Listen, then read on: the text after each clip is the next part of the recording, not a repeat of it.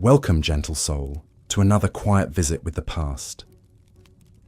In tonight's episode, we'll step into another world, familiar in its humanity, yet distant in time. Maybe you're listening as your thoughts begin to slow, or perhaps you're already resting with heavy eyes. However you found your way here, I'm thankful. I'd love to know where you're listening from and what time of day it is for you. The idea of this quiet story floating across the world always makes me smile. If these bedtime journeys through history bring you calm, don't forget to subscribe. There are so many more peaceful nights ahead. Most of us think we know the story of the Salem Witch Trials. A few young girls accused some townspeople of witchcraft, hysteria spread, and some unfortunate souls were executed before cooler heads prevailed. It's often portrayed as a cautionary tale about superstition triumphing over reason, but this sanitized version barely scratches the surface of what actually happened in Salem Village and the surrounding areas. The truth is far more disturbing, far more complex, and far more revealing about human nature than most people realize. What unfolded in Salem wasn't just a case of religious extremism or adolescent attention-seeking. It was a perfect storm of social tensions, economic disputes, personal vendettas, and psychological manipulation that created a killing machine fueled by fear and sanctioned by the very institutions meant to protect the innocent. Today, we're going to explore why the Salem Witch Trials were worse than you thought. We'll examine the calculated cruelty of the interrogation methods, the systematic way evidence was manufactured, and how the legal system itself became a weapon against the defenseless. We'll meet the real people behind the famous names and discover how their stories reveal a community that had completely lost its moral compass. But perhaps most disturbing of all, we'll see how the mechanisms that enabled Salem's horror show aren't relics of a bygone era. The same psychological and social forces that turned neighbors into executioners are still with us today, lurking beneath the surface of our supposedly civilized society. The Salem Witch Trials began in the winter of 1692, when 9-year-old Elizabeth Parris and 11-year-old Abigail Williams, daughter and niece of Salem Village's minister Samuel Parris, began experiencing what their doctor diagnosed as supernatural afflictions. The girls would scream, throw themselves on the ground, contort their bodies into impossible positions, and claim to see specters of witches tormenting them. But here's what most accounts leave out. These weren't random, spontaneous fits. The girls had been experimenting with folk magic, trying to divine their future husbands using an egg white dropped in a glass of water. When their fortune-telling sessions went wrong, possibly producing disturbing or unexpected results, the girls found themselves trapped between their Puritan community's strict prohibitions against such practices and their own fear of punishment. Rather than confess to their forbidden activities, they chose a different path. They began claiming they were victims of witchcraft, transforming themselves from potential sinners into innocent sufferers deserving of sympathy and protection. It was a calculated decision that would ultimately cost 20 people their lives. The first 3 women accused were hardly random choices. Tituba was an enslaved woman from the Caribbean who worked in the Paris household and had likely taught the girls some of the folk magic they'd been practicing. Sarah Good was a homeless beggar who had been asking for charity from Salem families, making her an easy target for a community that viewed poverty as a sign of moral failing. Sarah Osborne was an elderly woman who had scandalized the community by living with a man before marrying him and had been involved in a bitter legal dispute over her late husband's estate. Notice the pattern here. The accusers didn't point fingers at respected community members or people with real power. They chose society's most vulnerable, a slave, a beggar, and a social outcast. These women had no political connections, no economic influence, and no one willing to defend them. They were perfect scapegoats. When these 3 women were arrested and interrogated, something truly sinister began to unfold. The legal system that was supposed to protect the innocent became a machine for manufacturing guilt. The interrogations weren't searches for truth. They were performances designed to extract confessions through psychological torture and manipulation. Magistrates John Hathorne and Jonathan Corwin, who presided over the preliminary examinations, had already decided the accused were guilty before the questioning began. Their job wasn't to determine innocence or guilt, but to force confessions and gather names of other supposed witches. The questioning followed a predictable pattern: leading questions, threats, promises of mercy for cooperation, and the constant presence of the afflicted girls who would convulse and scream whenever an accused person denied the charges. The most chilling aspect of these interrogations was how they were designed to make denial impossible. If you confessed to witchcraft, you lived but had to name other witches. If you maintained your innocence, you were obviously lying because the afflicted girl's suffering proved your guilt. The only way to escape immediate execution was to become complicit in the system by accusing others. Tituba understood this horrible calculus better than anyone. When questioned, she didn't just confess to practicing witchcraft. She spun an elaborate tale of a devil-worship conspiracy involving multiple witches, mysterious men from Boston, and a book signed in blood.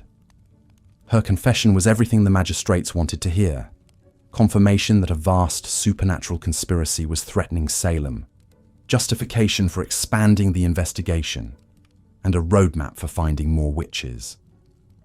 But Tituba's confession was almost certainly fabricated, a desperate attempt to tell her interrogators what they wanted to hear in order to save her own life.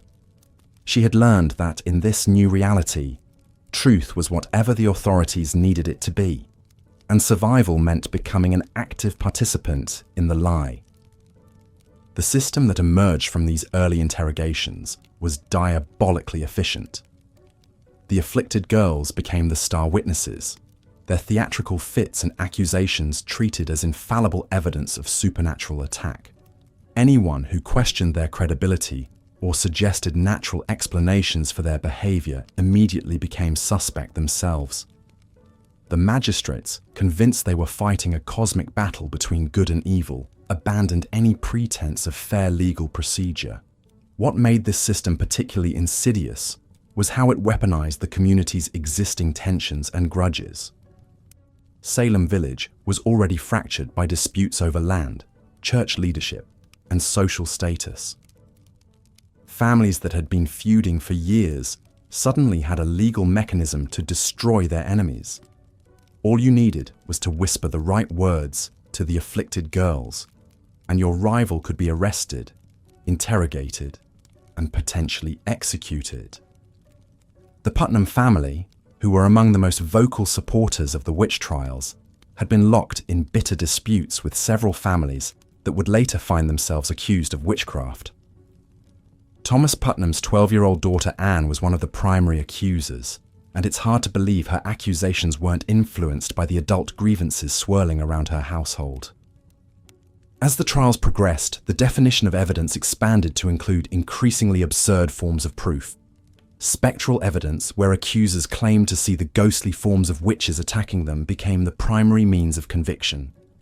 The accused were not allowed to see or cross-examine these spectral attackers, making defense impossible. Physical evidence was equally suspect. Unusual marks on the body became proof of devil's marks.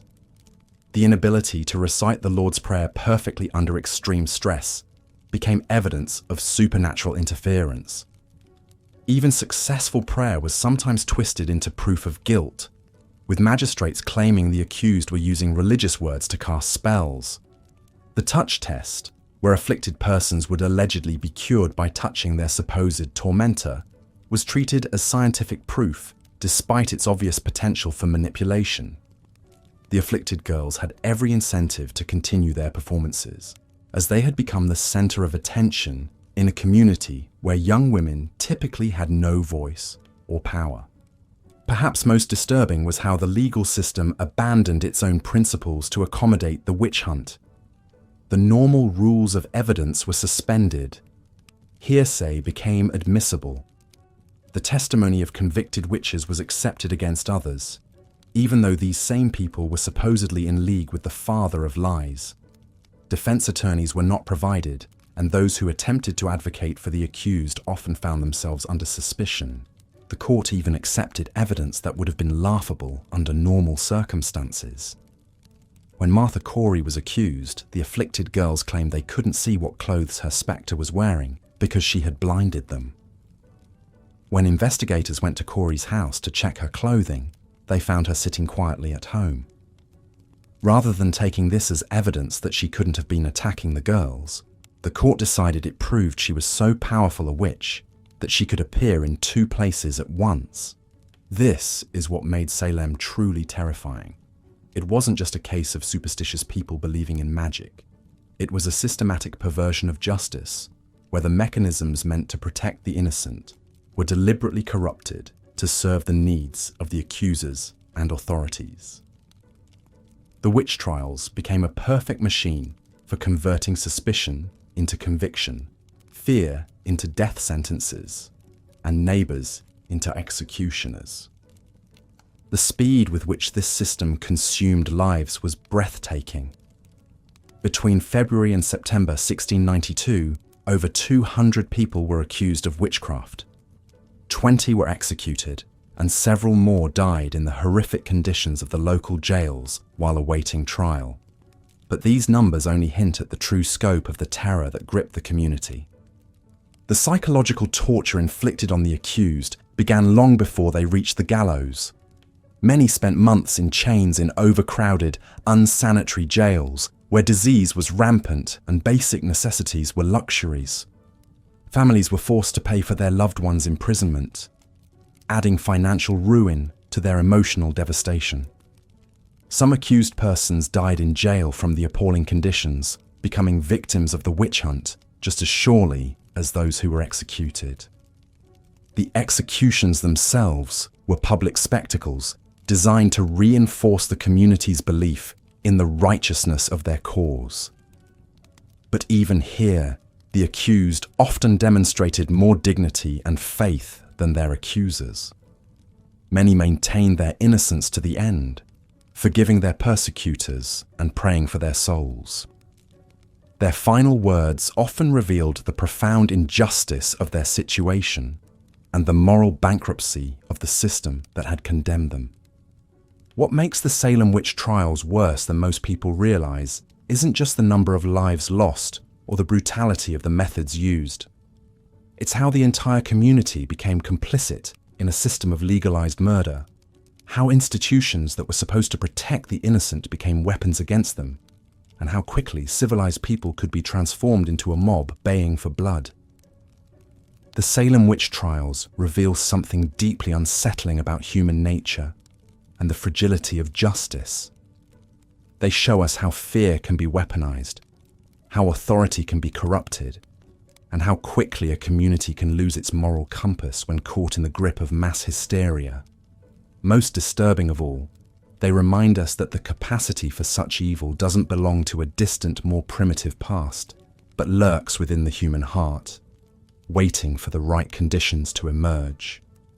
As we'll explore further, the mechanisms that enabled Salem's horror aren't as foreign to our modern world as we might like to believe. The same psychological forces, social dynamics, and institutional failures that turned Salem into a killing field continue to shape our world today, making the lessons of 1692 more relevant than ever. Looking at your existing script and the reference materials, I'll continue from where you left off. Here's part 2 of your Salem Witch Trials script. But the psychological torment was only the beginning. The so-called evidence used to convict these accused witches reveals just how far Salem's legal system had descended into madness. Spectral evidence became the cornerstone of prosecution. This meant that if someone claimed they saw the ghost or spirit of the accused tormenting them in a dream, that was considered valid proof in court. Think about that for a moment. Dreams and visions were being used to sentence people to death. The judges, led by William Stoughton, didn't just accept this supernatural testimony. They actively encouraged it. They created an environment where the most outlandish accusations were not only believed, but rewarded. Children who pointed fingers at neighbors were praised for their bravery. Adults who confessed to impossible crimes were spared execution, while those who maintained their innocence faced the gallows. One of the most disturbing aspects was how the trials became a grotesque theatre. The afflicted girls would writhe on the courtroom floor, screaming that the accused were pinching them or stabbing them with invisible pins. When the defendant moved their hand, the girls would mirror the motion, claiming they were being forced to copy the witch's movements. The courtroom would erupt in chaos, with spectators gasping and judges nodding gravely as if witnessing genuine supernatural warfare. But here's what makes this even more sinister. These performances were clearly coordinated. The girls had learned that certain behaviors would guarantee the attention and protection of the most powerful men in the colony.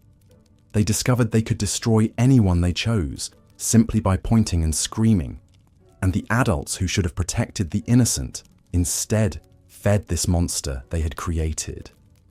The speed of the executions was breathtaking.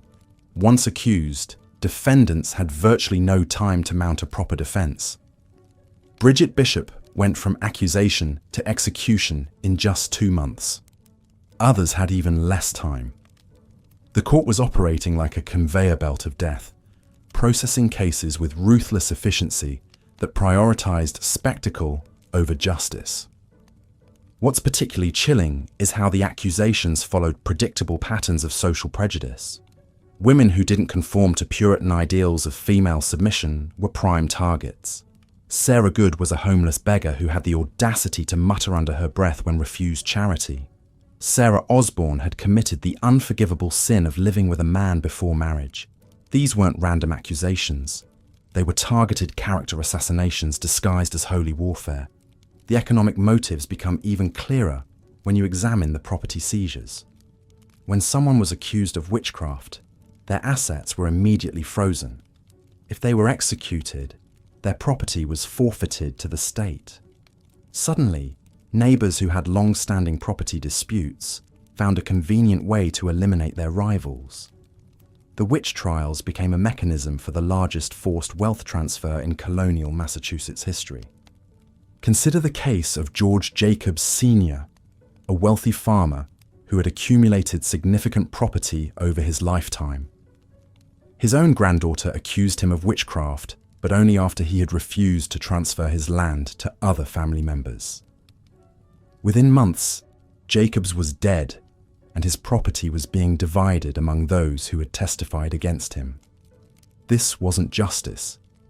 This was legalized theft, sanctified by religious hysteria. The authorities knew exactly what they were doing. Governor William Phipps had initially supported the trials, but when his own wife was accused, he suddenly discovered serious problems with spectral evidence. The moment the accusations reached the upper echelons of colonial society, the entire system began to crumble. It wasn't divine intervention that ended the trials. It was raw political calculation. The aftermath reveals the most damning truth of all. When the hysteria finally ended, there was no reckoning. No systematic investigation into how so many innocent people had been murdered by their own neighbors. Instead, there was a collective amnesia, a desperate attempt to pretend that Salem had been the victim of supernatural forces rather than human evil. The few apologies that came were pathetic exercises in blame shifting. Samuel Sewall, one of the judges, eventually acknowledged his error, but only after it became politically safe to do so. The accusers themselves largely escaped any consequences. Ann Putnam Jr., who had been responsible for many of the most dramatic accusations, offered a half-hearted apology years later, claiming she had been deluded by Satan. She never faced trial. She never made restitution. She simply moved on with her life while her victims remained dead. This pattern of deflection reveals the most disturbing aspect of Salem. It wasn't just about superstition or religious extremism. It was about a community's willingness to sacrifice the innocent to protect the guilty. It was about how quickly civilized people can transform into a murderous mob when given permission by authority figures to act on their worst impulses. The Salem Witch Trials weren't an aberration. They were a preview of how democratic societies can collapse when fear overrides reason, when accusations replace evidence, and when the powerful discover they can manipulate mass hysteria for their own benefit. The scariest thing about Salem isn't that it happened in 1692. It's how easily it could happen again. Looking at your script summary and the reference materials, here's part 3 of your Salem Witch Trials series. But perhaps the most chilling aspect of the Salem Witch Trials wasn't the spectral evidence or the property seizures we've already explored. It was how the very foundations of justice itself were systematically dismantled piece by piece, until what remained was nothing more than a grotesque theatre of predetermined guilt. Picture yourself in that courtroom in 1692. The air thick with tension and fear. You're accused of witchcraft, and you know with absolute certainty that you're innocent. But as you look around that room, you begin to realize something truly terrifying. This isn't actually a trial at all. It's an execution disguised as legal proceedings. The Salem Witch Trials represented one of the most complete perversions of justice in American history. Every single safeguard that should have protected the innocent was either ignored, twisted, or weaponized against them. And the truly horrifying part, the people running these trials knew exactly what they were doing. Let's start with the most fundamental corruption, the burden of proof. In any legitimate legal system, the accusers must prove guilt beyond reasonable doubt. But in Salem, this was flipped entirely on its head. The accused had to prove their innocence. And here's the sick joke. How exactly do you prove you're not a witch? How do you prove you didn't send your spirit to torment someone in their dreams? How do you prove you didn't make a pact with the devil when no one was watching? The answer is simple. You can't. And that was the point. The court had created a perfect trap. Deny the charges? Well, that's exactly what a witch would do. Confess, guilty as charged. Provide an alibi. Your spirit could travel anywhere while your body stayed put. Call character witnesses? They're probably witches too. Or they're lying to protect you. Sarah Good discovered this impossible situation firsthand. When Magistrate John Hathorne demanded she confess to tormenting children, she maintained her innocence. His response was chilling in its circular logic. Sarah Good, do you not see now what you have done? Why do you not tell us the truth? Why do you thus torment these poor children? When Good continued to deny the charges, Hathorne pressed further. Who do you employ then to do it? Good's honest answer, I employ nobody, was twisted into evidence of guilt. After all, if she wasn't employing anyone else, she must be doing it herself. This wasn't incompetence. This was a deliberate strategy. The magistrates had abandoned any pretense of seeking truth. They had already decided these people were guilty, and the trials were simply a formality to justify the executions they had already planned. But the corruption went deeper than just shifting the burden of proof. The court had also completely abandoned the standards for admissible evidence. In legitimate legal proceedings, evidence must be reliable, verifiable, and relevant.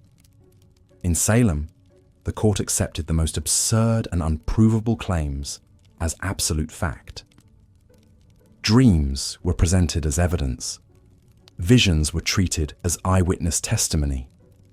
Spectral sightings, claims that someone's spirit had been seen causing harm while their physical body was elsewhere, were not only accepted, but became the primary form of evidence used to secure convictions. Think about how insane this really was. Imagine if modern courts operated this way. Your Honor, I had a dream that the defendant robbed a bank. Well, that settles it. Guilty as charged. But it gets worse. The court didn't just passively accept this nonsense. They actively encouraged it. when the afflicted girls would have their fits in the courtroom, writhing and screaming and claiming to see invisible spectres, the magistrates would play along with this theatre. They would ask the accusers to describe what they were seeing. They would demand the accused explain why their spectre was tormenting these poor children. They would even order the accused to call back their spirits, as if this were all perfectly normal and reasonable. During Bridget Bishop's trial, the afflicted claimed her spectre was pinching and choking them. Instead of questioning the reliability of such claims, Magistrate Hathorne asked Bishop, "Why do you seem to act witchcraft before us, by the motion of your body?" When Bishop naturally denied doing anything, Hathorne responded, "Is it not your coat that hurts them?" Your coat. They were seriously suggesting that a piece of clothing could commit assault through supernatural means. And this wasn't treated as a joke or a moment of temporary insanity. This was presented as legitimate evidence in a capital murder trial. The accused weren't even allowed to defend themselves properly. When they tried to speak, they were shouted down. When they questioned the accusers, they were told they were being disrespectful to the afflicted. When they pointed out the logical impossibilities in the charges, they were accused of being argumentative and uncooperative. Martha Corey made the mistake of expressing skepticism about the witch trials before she herself was accused. When she pointed out that the afflicted girls could simply be lying or mistaken, this skepticism was later used as evidence of her guilt. After all, who but a witch would try to discredit witch trials? The court had created a system where any attempt to defend yourself was treated as further evidence of guilt. Speak too little, and you're being evasive. Speak too much, and you're being manipulative. Show emotion, and you're revealing your evil nature. Stay calm, and you're displaying the cold heart of a witch. But perhaps the most sickening aspect of these trials was how they encouraged and rewarded false confessions. In most legal systems, a confession is the end of the process. You confess, you're punished, case closed. But in Salem, confession was treated as the beginning of cooperation. Those who confessed weren't executed. Instead, they were pressured to name their accomplices. They were asked to describe their interactions with the devil. They were encouraged to elaborate on their crimes and implicate others. The more names they provided, the more their own lives were spared. This created a perverse incentive structure. The innocent were executed for maintaining their innocence, while the guilty, or rather, those willing to lie about their guilt, were kept alive as long as they continued to feed the machine with new accusations. Tituba, the enslaved woman whose initial testimony helped spark the hysteria, understood this dynamic perfectly. Her confession was elaborate and detailed, filled with descriptions of devil worship and supernatural encounters. She named other witches and described their activities in vivid detail. And as a result, she was one of the few accused who survived the trials. Meanwhile, Rebecca Nurse, a 71-year-old grandmother known throughout the community for her piety and charity, was executed because she refused to confess to crimes she didn't commit. John Proctor, a successful farmer with no history of supernatural activities, was hanged because he wouldn't lie about making a pact with the devil. The message was clear. Truth was irrelevant. The court didn't care about actual guilt or innocence. They cared about compliance, cooperation, and the continued feeding of their witch-hunting machine. This corruption was so systematic and thorough that it's impossible to view it as accidental. The magistrates weren't bumbling fools who got carried away by superstition. They were intelligent men who deliberately chose to abandon every principle of justice in service of their own goals. Consider the case of George Burroughs, the former minister who was accused of being the ringleader of the witches. Burroughs had enemies in Salem who resented his past conflicts with the community. When he was arrested in Maine and brought back for trial, the evidence against him was particularly thin, even by Salem standards. But rather than demanding better evidence, the court simply lowered their standards even further. They accepted testimony that Burroughs possessed supernatural strength, based on claims that he could lift heavy objects. They treated his ability to recite Psalm 23 perfectly, while standing on the gallows, as evidence that he was using witchcraft to appear innocent. The crowd at his execution was actually moved by his dignified behavior and perfect recitation of the prayer. Many began to doubt his guilt. But Cotton Mather, one of the prominent ministers supporting the trials, quickly addressed the crowd and reminded them that the devil could transform himself into an angel of light. In other words, appearing innocent was just more proof of guilt. This is the level of intellectual dishonesty we're dealing with. The court had created a system where literally any piece of evidence could be twisted to support a predetermined conclusion of guilt. Good behavior, the devil in disguise. Bad behavior, clear evidence of evil. No evidence at all. Proof of how sneaky and dangerous the witch really was. The trials had become a machine designed not to determine guilt or innocence, but to transform accusations into executions as efficiently as possible. And the truly horrifying part is how many people were willing to participate in this charade. The magistrates who perverted the law, the ministers who provided theological justification for the corruption, the accusers who knew their claims were false but continued making them anyway, the community members who went along with the hysteria rather than speak out against it. By the time the Salem Witch Trials ended, 20 innocent people were dead. Hundreds more had been imprisoned, often in conditions so horrible that some died in jail. Families were destroyed. Reputations were ruined. Property was seized. And an entire community was traumatized by their participation in what can only be described as legalized murder. But perhaps the most chilling legacy of Salem isn't the death toll or the property damage.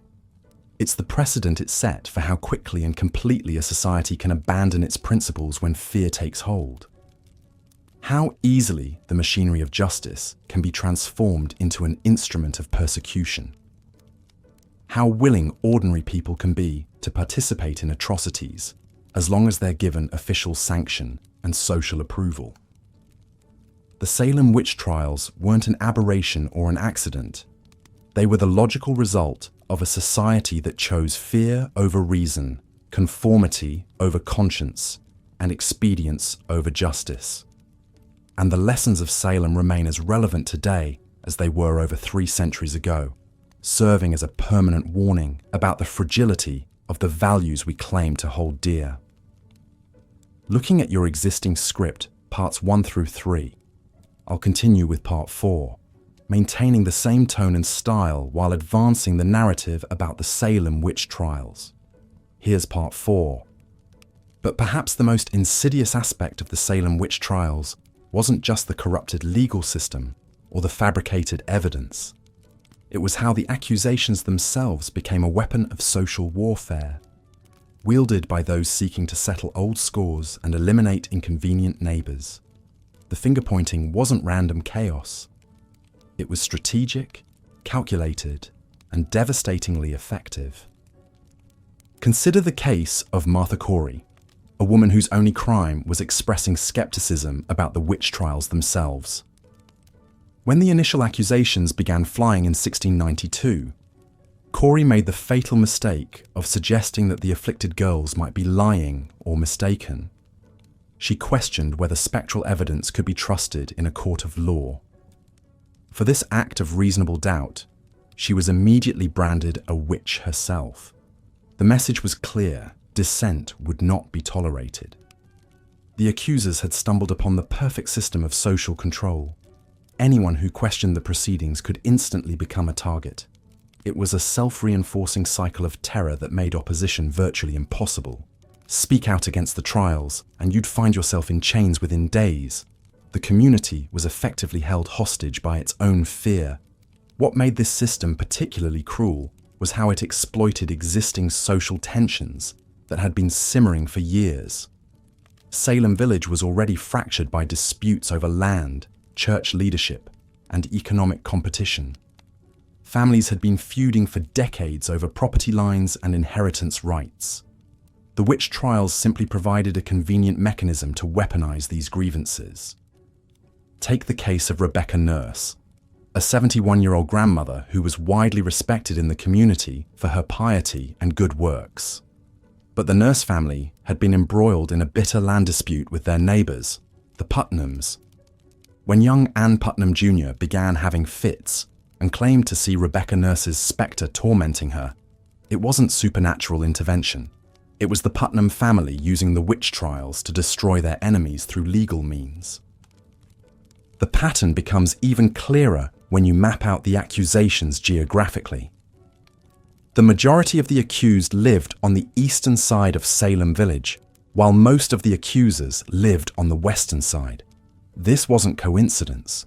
The two areas had been locked in a political and economic struggle for control of the village for years. The witch trials became the ultimate expression of this conflict, with one faction literally trying to eliminate the other. But the social weaponization of witchcraft accusations went beyond mere property disputes. The trials also served as a brutal form of patriarchal control, particularly targeting women who didn't conform to expected social roles. Many of the accused were widows who had inherited property, women who ran businesses, or those who had somehow challenged male authority. In a society where women were expected to be silent and submissive, any display of independence could be reframed as evidence of diabolic influence. Bridget Bishop, the first person executed in Salem, was a perfect example of this dynamic. She operated a tavern, wore colorful clothing, and had been married 3 times. She was exactly the kind of woman who threatened the rigid social order that the Puritan community was trying to maintain. Her execution sent a clear message to other women about the consequences of stepping out of line. The accusers also discovered they could use the trials to eliminate economic competition.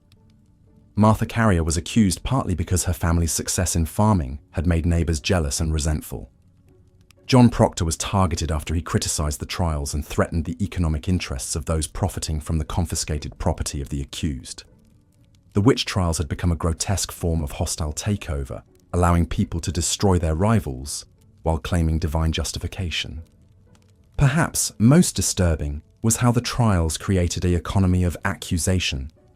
The court officials, the jailers, the sheriffs who seized property, even the ministers who provided spiritual guidance to the accused. All of them had financial incentives to keep the trials going. Each new accusation meant more fees, more confiscated property to divide up, more power to wield. The system had created its own marketplace of human misery. The psychological manipulation was equally sophisticated. The afflicted girls had learned they could command attention, sympathy, and power through their performances. In a society where young women had virtually no agency, the trials offered them an intoxicating taste of influence. They could bring down respected adults, disrupt court proceedings, and hold entire communities in thrall with their dramatic fits and accusations. But this power came at a terrible cost. The girls were trapped in their own web of lies, forced to maintain increasingly elaborate performances to avoid being exposed as frauds.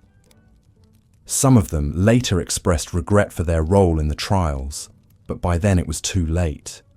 20 people were dead, and countless others had been destroyed by the accusations. The trials also revealed how quickly a community could turn on itself when fear overrode reason. Neighbors who had lived peacefully together for decades suddenly became mortal enemies. Children were encouraged to testify against their own parents. Husbands accused wives, and wives accused husbands. The social fabric of Salem was completely shredded by suspicion and paranoia. What's particularly chilling is how normal people became complicit in this system of destruction. It wasn't just a few evil individuals orchestrating everything. Ordinary citizens served on juries that convicted the innocent. Neighbors provided testimony that sent people to their deaths. Community members attended the executions as public entertainment. The trials succeeded because they turned an entire society into accomplices. The speed with which things escalated was breathtaking. In just over a year, what began as a handful of girls having fits had mushroomed into a reign of terror that consumed the entire region. More than 200 people were accused, 20 were executed, and several more died in prison awaiting trial. The trials had taken on a life of their own, growing more vicious and indiscriminate with each passing month. And through it all, the authorities maintained the fiction that they were serving justice and protecting the community from supernatural evil. They wrapped their persecution in the language of law and order, claiming they were simply following proper legal procedures. But behind the veneer of official process was a system designed to crush anyone who stood in the way of those in power. The Salem Witch Trials weren't an aberration or a historical curiosity. They were a masterclass in how fear can be manufactured, manipulated, and weaponized to serve the interests of those who know how to exploit it.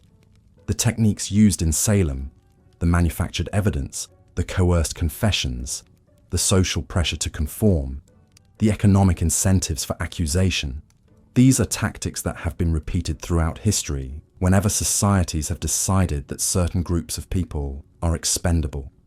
What happened in Salem was worse than we thought because it revealed something fundamental about human nature and social dynamics. It showed how quickly civilization can collapse when fear overrides justice, when accusation becomes more powerful than evidence, and when the machinery of law becomes a tool of oppression rather than protection. The real horror of Salem wasn't supernatural. It was entirely, devastatingly human. Boring history.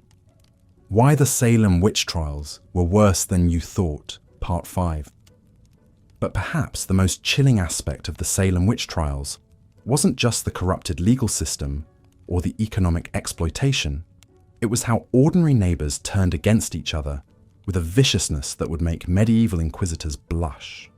The social fabric of Salem village had been unraveling for years before 1692, and the witch trials became the perfect vehicle for settling old scores, destroying reputations, and eliminating inconvenient people from the community.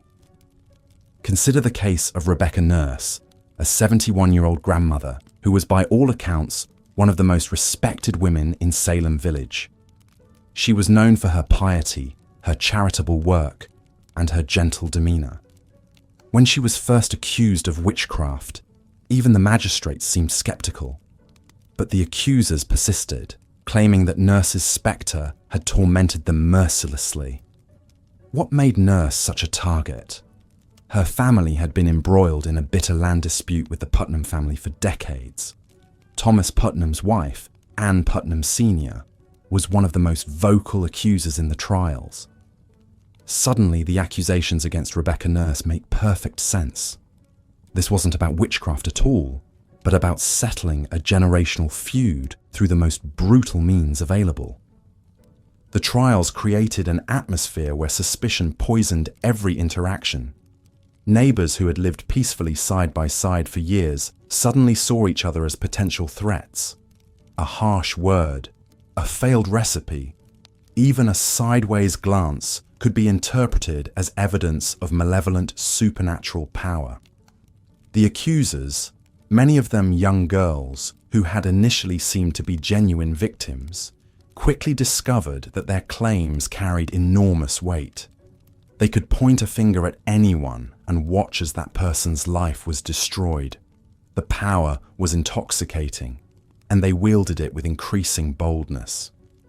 Take the case of George Burroughs, a former minister of Salem village who had left under contentious circumstances years earlier. When the trials began, the accusers claimed that Burroughs was not just a witch, but the leader of all the witches in New England, a kind of diabolic high priest, orchestrating the supernatural assault on Salem. The evidence against him was laughably thin. He was unusually strong for his size. He could recite scripture from memory, and he had been married multiple times after his wives died. In any rational court, these would hardly constitute proof of witchcraft. But in Salem, they were enough to send him to the gallows. Burroughs' real crime wasn't consorting with the devil. It was having made enemies during his turbulent tenure as village minister. The psychological warfare didn't stop with formal accusations. The mere threat of being named as a witch was enough to terrorize the population into submission. People began modifying their behavior, avoiding certain individuals, and carefully monitoring their own actions to avoid giving any appearance of supernatural involvement. The accused were often pressured by family members to confess, not because anyone believed they were actually witches, but because confession was the only path to survival. This created a perverse incentive structure where lying became a virtue and truth became a death sentence. Martha Corey's case illustrates just how impossible the situation had become for the accused. Corey was a church member, known for her skepticism about the witch trials. She had publicly questioned whether the afflicted girls were genuine, suggesting instead that they were either deluded or deliberately deceptive. This rational response to an irrational situation sealed her fate. The accusers immediately claimed that Corey's spectre was tormenting them, and her previous skepticism was reframed as evidence that she was trying to protect her fellow witches.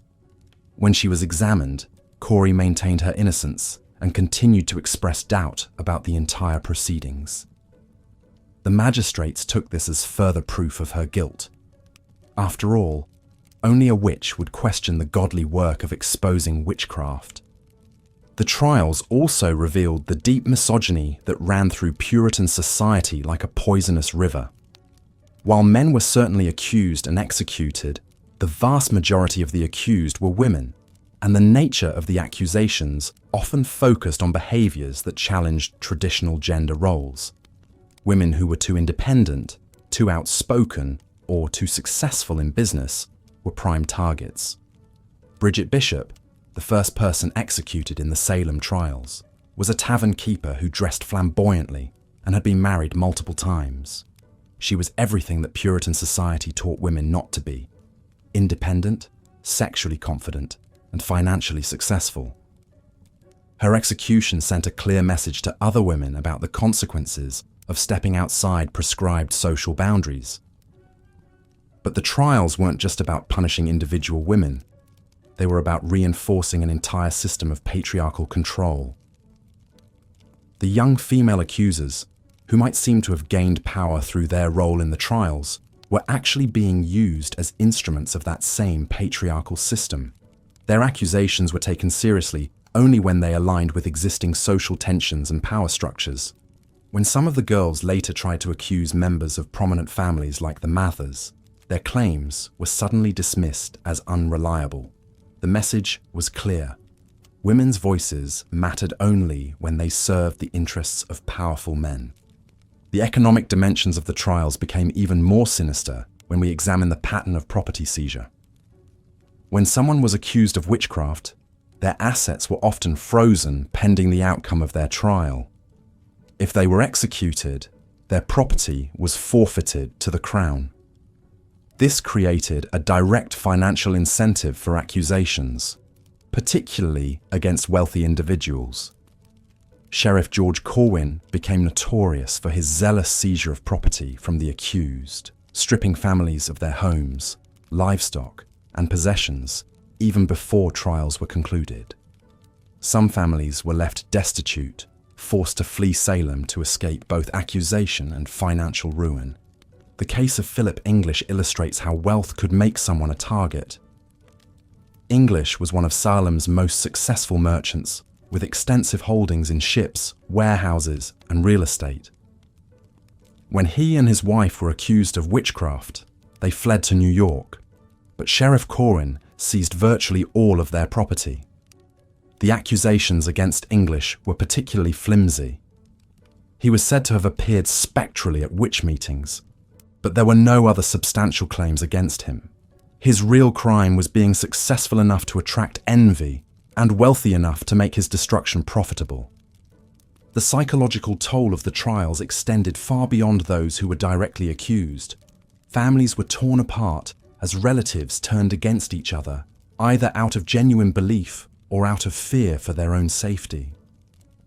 Children were forced to testify against parents, spouses against each other, and siblings against siblings. The community that had once been bound together by shared faith and mutual dependence became a collection of isolated individuals, each terrified of being the next target. The afflicted girls themselves became trapped in a web of their own making. As the trials progressed, their performances became increasingly elaborate and dramatic. They would fall into convulsions during examinations, claim to see invisible spectres attacking them, and provide detailed descriptions of supernatural torments. But maintaining these performances required constant escalation. Each new accusation had to be more dramatic than the last to maintain credibility. The girls found themselves in a kind of performative arms race, where backing down would mean admitting fraud and potentially facing severe punishment themselves. Some historians have suggested that the girls may have initially been genuine victims of some form of mass hysteria, or even poisoning from ergot-contaminated grain. But regardless of how it started, the phenomenon quickly became something else entirely, a calculated campaign of destruction that served the interests of powerful individuals while destroying the lives of the vulnerable. The girls' initial suffering, whether real or imagined, was exploited by adults who saw an opportunity to settle scores and consolidate power. The role of spectral evidence in the trials cannot be overstated in its perversity. This was evidence that only the accusers could see. Claims that the spectre or ghostly form of the accused was tormenting them invisibly. There was literally no way to disprove such evidence. If an accused person had an alibi, showing they were miles away when the alleged supernatural attack occurred, it didn't matter. Their spectre could travel anywhere instantaneously. If they were locked in jail, their spectre could still escape to torment the afflicted. This created a situation where accusation was tantamount to conviction, since the evidence was by definition invisible and unprovable. The magistrate's handling of spectral evidence reveals either stunning gullibility or willful participation in a corrupt system. Increase Mather, one of the most prominent ministers in Massachusetts, initially warned against relying too heavily on spectral evidence, noting that the devil might use the spectre of an innocent person to commit evil acts. But his warnings were largely ignored in the heat of the trials. It wasn't until the trials began threatening members of the colonial elite that spectral evidence was suddenly deemed unreliable. When the accusers began pointing fingers at people like Lady Phipps, the governor's wife, the rules of evidence mysteriously became much more stringent. The trials also exposed the deep class divisions that ran through Massachusetts society. While poor women like Sarah Good were quickly condemned and executed, wealthy and well-connected accused individuals often managed to escape or delay their trials long enough for the hysteria to subside. The message was unmistakable. Justice in Salem was for sale, and the price of innocence was social status and political connections. But perhaps most damning of all was the complete abandonment of legal protections that were supposedly fundamental to English jurisprudence. The accused were denied the right to legal counsel, the right to confront their accusers in any meaningful way, and the right to a fair trial before an impartial jury. Instead, they faced hostile magistrates who seemed determined to extract confessions regardless of guilt or innocence. The presumption of innocence, that bedrock principle of justice, was completely reversed. The accused were guilty until proven innocent, and in many cases, proving innocence was literally impossible. The coercive methods used to extract confessions would be familiar to any student of totalitarian regimes. Sleep deprivation, psychological pressure, threats against family members, and promises of leniency in exchange for confession were all standard tactics. Some accused individuals were subjected to prayer tests, where they were forced to recite religious passages perfectly. Any stumble or hesitation was taken as evidence of diabolic interference. Others were subjected to physical tests, like the notorious touch test. where accusers would supposedly be cured of their fits if touched by the witch who was tormenting them. The speed with which the trials proceeded left no time for careful consideration of evidence or proper legal procedures.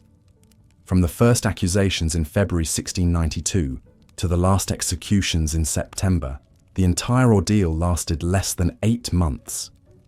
In that brief span, hundreds of people were accused, dozens were imprisoned under horrific conditions, and 20 were killed.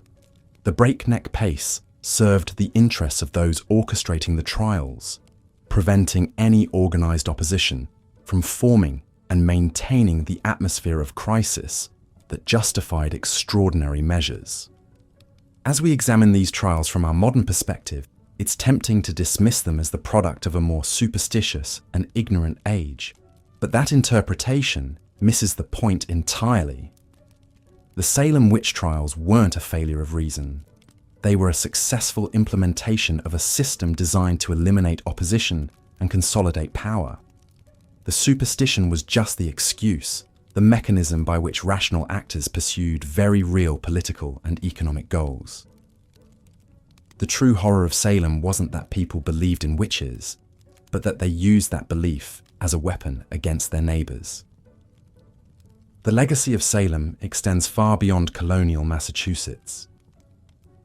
The trials serve as a chilling reminder of how quickly a society can abandon its principles when fear and opportunism converge. They show us how institutions designed to protect the innocent can be perverted to serve the interests of the powerful. Most importantly, they demonstrate the terrible human cost of allowing hysteria to override reason and justice to be sacrificed on the altar of political expedience. The men and women who died at Salem weren't victims of superstition. They were victims of a calculated campaign of terror that used religious belief as a cover for the most base human motivations: greed, revenge, and the lust for power. Their deaths weren't tragic accidents, but murders carried out under the color of law by people who knew exactly what they were doing. That's what makes the Salem Witch Trials not just a historical curiosity, but a warning that echoes across the centuries, reminding us that the capacity for evil doesn't require belief in the supernatural. It only requires the willingness to exploit the fears and prejudices of others for personal gain. And perhaps most chilling of all, the mechanisms that made Salem possible: fear of the other, the abandonment of legal protections, the weaponization of accusations, and the corruption of institutions. These aren't relics of the distant past. They're tools that ambitious and unscrupulous individuals have used throughout history and continue to use today. The faces change, the specific beliefs evolve, but the underlying dynamics remain disturbingly familiar. Salem wasn't an aberration. It was a template, one that has been followed again and again whenever societies choose fear over reason, expedience over justice, and power over truth. The Salem Witch Trials of 1692 to 1693 reveal a devastating example of how fear, power, and systemic corruption can transform a community into an instrument of terror. As we've seen, what began as mysterious afflictions in Salem Village quickly spiraled into a judicial nightmare where the most vulnerable members of society became targets in a deadly game of accusation and execution. But the true horror of Salem extends far beyond the 20 lives lost. It lies in how completely the trials dismantled the very foundations of justice and community trust. When spectral evidence became admissible in court, when the accused were denied legal representation, when confession became the only path to survival, Salem transformed from a place of supposed moral purity into a theatre of systematic oppression. The trials reveal how quickly civilized society can collapse when fear overrides reason. Neighbors who had lived side by side for decades suddenly viewed each other with suspicion. Children became instruments of destruction, their accusations carrying the weight of life and death. The very institutions meant to protect the innocent, the courts, and the church, became mechanisms of persecution. What makes Salem particularly chilling is how the accusations followed predictable patterns of social vulnerability. The first targets weren't chosen randomly. Sarah Good, a homeless beggar. Sarah Osborne, involved in a scandalous relationship. Tituba, an enslaved woman from Barbados. These women occupied the margins of Puritan society, making them perfect scapegoats for a community desperate to explain the unexplainable. As the hysteria spread, the net widened to ensnare anyone who dared question the proceedings, or who simply found themselves on the wrong side of old grudges. Property disputes, business rivalries, and personal vendettas all found expression through witchcraft accusations. The trials became a weapon that could be wielded by anyone clever enough to manipulate the system. The financial incentives that drove the witch hunt are particularly disturbing. When the property of the accused could be seized, when court officials were paid for each case they processed, when informants could benefit from their accusations, justice became a commodity to be bought and sold. The trials weren't just about supernatural fears. They were about very earthly concerns: money, land, and power. Perhaps most tragically, the Salem Witch Trials demonstrate how good people can become complicit in evil when swept up by collective hysteria. Many of the accusers, judges, and spectators weren't inherently malicious. They genuinely believed they were protecting their community from a supernatural threat. But their certainty, combined with their willingness to abandon due process and rational inquiry, made them participants in a system that destroyed innocent lives.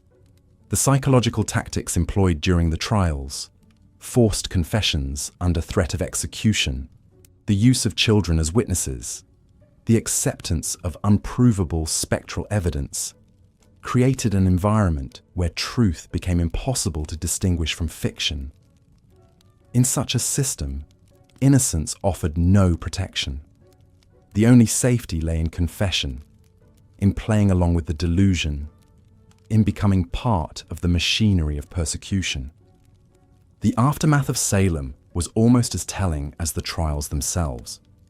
When the hysteria finally broke, when respected members of the community found themselves accused, when the governor's own wife came under suspicion, suddenly the entire edifice collapsed. The same officials who had zealously pursued witches now scrambled to distance themselves from their actions. The same spectral evidence that had sent 20 people to their deaths was suddenly deemed unreliable. But the damage was irreversible. Families had been destroyed, communities fractured, and an entire generation traumatized. The survivors carried the scars of Salem for the rest of their lives, a reminder of how quickly the world could turn upside down, how easily neighbors could become enemies, how fragile the bonds of civilization truly were. The Salem Witch Trials serve as a permanent warning about the dangers of abandoning rational thought in favor of fear-driven certainty.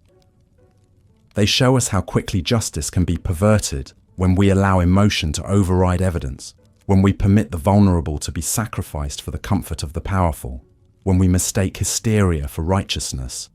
In our modern world, we might think ourselves immune to such collective madness. We have constitutional protections, scientific understanding, and historical awareness that the people of Salem lacked.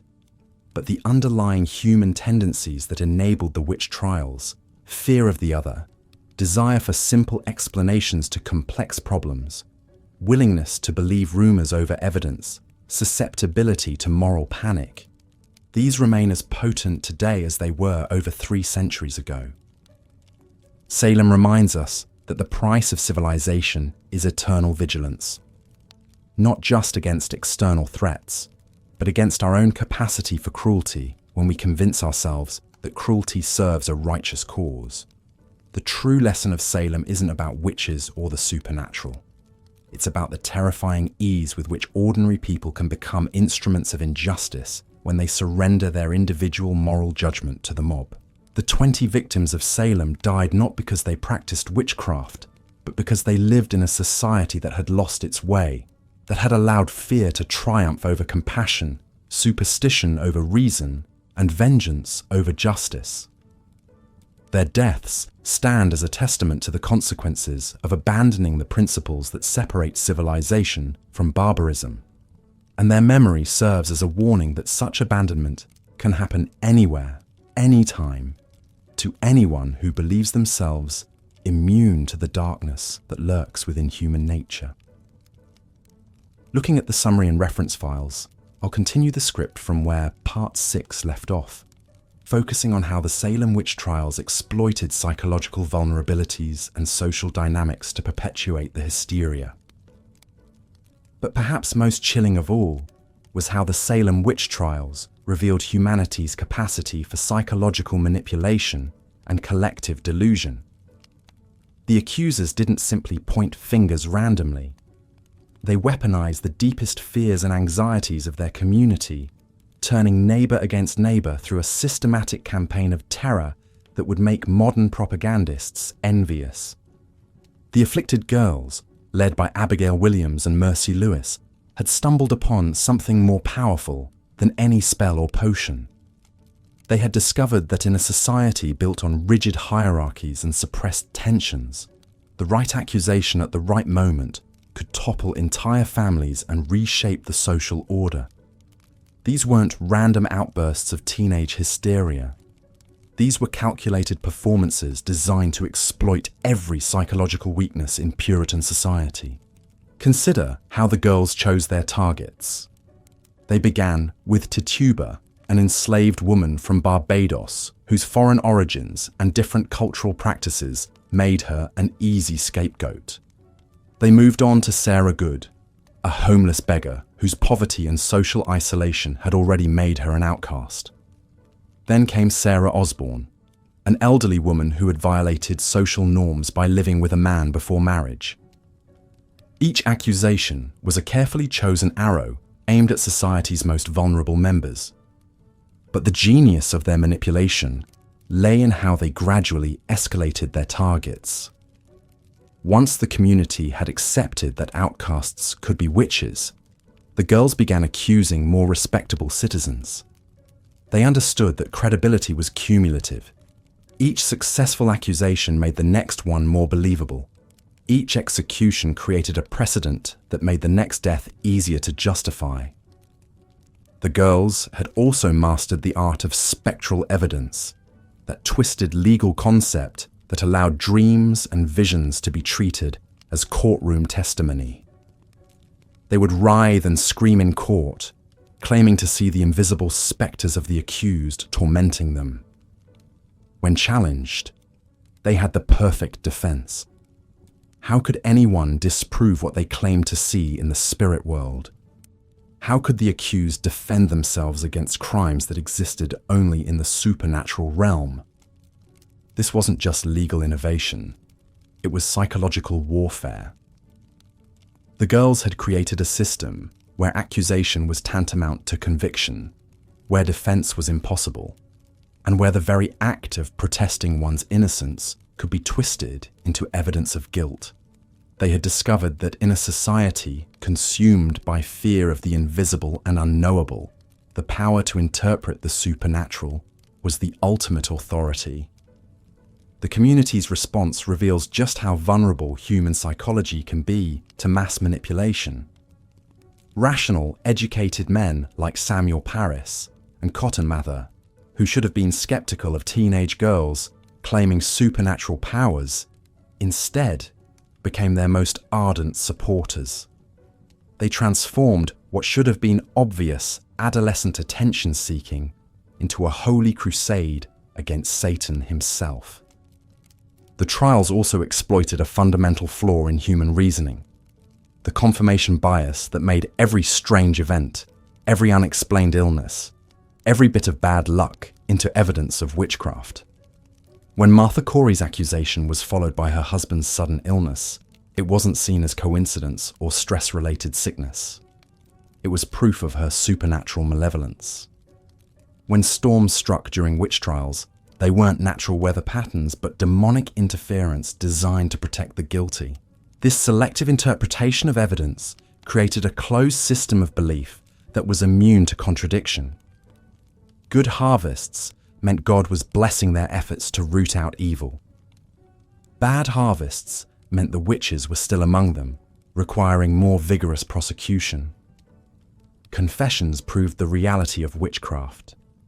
Denials proved the stubbornness of Satan's servants. The system had been designed to validate itself no matter what happened. Perhaps most disturbing was how the trials exploited the psychological need for meaning and order in a chaotic world. The Puritans lived in constant fear of Indian attacks, disease outbreaks, and economic collapse. The witch trials offered them something precious in such uncertain times: clear explanations for their suffering and concrete actions they could take to protect themselves. Instead of accepting that bad things sometimes happen for no reason, they could blame witches. Instead of feeling helpless against forces beyond their control, they could fight back by identifying and eliminating the supernatural threats in their midst. The girls had tapped into something primal in human nature: the desperate need to believe that someone is in control, even if that someone is evil. It was more comforting to think that their problems were caused by witches who could be caught and killed than to accept the terrifying reality that life was often random, unfair, and beyond human control. The trials also revealed how quickly social bonds could dissolve under pressure. Neighbors who had lived peacefully together for decades suddenly saw each other as potential threats. Friends became informants. Family members turned against each other. The girls had created an atmosphere where trust itself became dangerous, where any relationship could be weaponized, where isolation was safer than community. They understood that in a society built on shame and reputation, the mere accusation of witchcraft was often punishment enough. Even those who escaped execution found their lives destroyed, their businesses ruined, their social connections severed. The trials had created a new form of social control, where the threat of accusation kept everyone in line, where conformity became a matter of life and death. The psychological manipulation extended to the confessions themselves. The accused faced an impossible choice: maintain their innocence and face almost certain execution, or confess to crimes they didn't commit and save their lives while destroying their souls. Many chose confession, not because they believed they were guilty, but because they understood the game being played. Their false confessions then became evidence used to convict others, creating a snowball effect of manufactured guilt. This wasn't just legal proceeding. It was psychological torture designed to break down individual resistance and create a culture of compliance. The girls and their adult supporters had created a system where survival required complicity, where the only way to escape becoming a victim was to help create new victims. The most chilling aspect of this psychological manipulation was how it transformed ordinary people into accomplices. Neighbors who might normally have been skeptical of outrageous accusations found themselves nodding along in court. Parents who should have protected their children instead delivered them to the executioner. Community leaders who should have demanded evidence instead accepted wild speculation as fact. The girls had achieved something that military conquests and political revolutions often fail to accomplish. They had changed how an entire community thought about reality itself. They had made the impossible seem inevitable, the irrational seem logical, the cruel seem necessary.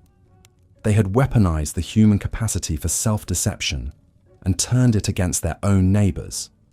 As the months passed and the body count mounted, some began to question what they had unleashed. But by then, too many people had too much invested in the system to allow it to collapse. Judges who had sentenced innocent people to death couldn't admit their error without destroying their own reputations. Ministers who had preached about the reality of the witch conspiracy couldn't reverse course without undermining their spiritual authority. Accusers who had sent neighbors to their deaths couldn't confess to lies without facing retaliation from the families they had destroyed. The Salem Witch Trials had created their own momentum, a machine of destruction that fed on fear, suspicion, and and the very human tendency to double down on mistakes rather than admit error. The girls had lit a fire that no one knew how to extinguish, a psychological conflagration that would consume the innocent and guilty alike until it finally burned itself out through sheer exhaustion. This manipulation of mass psychology reveals perhaps the darkest truth about Salem. It wasn't supernatural forces that created the tragedy, but purely human ones. The real evil wasn't in the accused witches' supposed pacts with Satan, but in the accuser's very real ability to exploit human weakness, fear, and cruelty for their own ends. The true horror of Salem lies not in what people believed, but in what they were willing to do to each other once those beliefs took hold. Based on the reference materials provided, here's part 8 of the Salem Witch Trials script, in the engaging narrative style shown in the examples. As the trials progressed into their bloodiest phase, a chilling pattern emerged that revealed the true horror of Salem's descent into madness. The accused faced a system so thoroughly corrupted that survival became nearly impossible, no matter how innocent they might be. The very foundations of justice had been twisted into a machine designed not to discover truth, but to extract confessions and deliver death sentences. Consider the nightmarish position of someone dragged before these courts.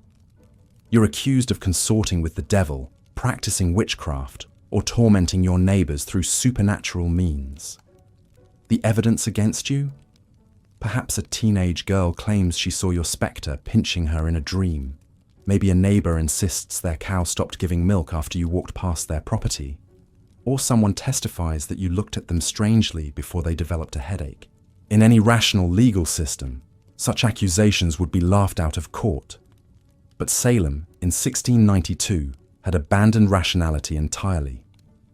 The judges not only accepted this spectral evidence as legitimate, they treated it as the most compelling proof available. When Bridget Bishop stood trial as the first person executed in the witch trials, the primary evidence against her consisted of testimony that her spectre had appeared to various accusers in their dreams and visions. There was no physical evidence, no witnesses to actual witchcraft, no tangible proof of any crime whatsoever. Yet this became the standard that would condemn 20 people to death. The examination process itself was a masterpiece of psychological manipulation designed to break down the accused. Picture yourself in that sweltering meeting house, standing before a panel of stern-faced magistrates, while a crowd of hostile neighbors packs the room behind you. The accusers, mostly young women, begin writhing and screaming the moment you're brought in, claiming that your very presence is tormenting them. Judge William Stoughton, the Chief Justice who would become the most ruthless figure in the trials, developed particularly insidious techniques for extracting confessions. He would demand that you explain why these girls were suffering if you weren't afflicting them. When you inevitably couldn't provide a satisfactory answer to this impossible question, he would treat your confusion as evidence of guilt. The touch test became one of the most perverse elements of these examinations. The theory held that if a witch touched their victim, the supernatural torment would cease, so the accused would be forced to place their hands on the writhing accusers. When the girls stopped their theatrical fits at the moment of contact, this was presented as definitive proof of witchcraft. Of course, the accusers controlled this supposed test entirely, choosing when to continue or stop their performances based on the desired outcome. But perhaps most insidiously, the judges created a system where confession became both salvation and damnation. Those who confessed to witchcraft were typically spared execution, at least temporarily. They could save their lives by admitting to crimes they never committed. However, these confessions came with a terrible price. The confessor was then expected to name accomplices, to identify other witches in the community. This created an ever-expanding web of accusations, as each coerced confession generated new suspects. Imagine the impossible choice faced by someone like Tituba. the enslaved woman whose initial confession helped launch the entire crisis.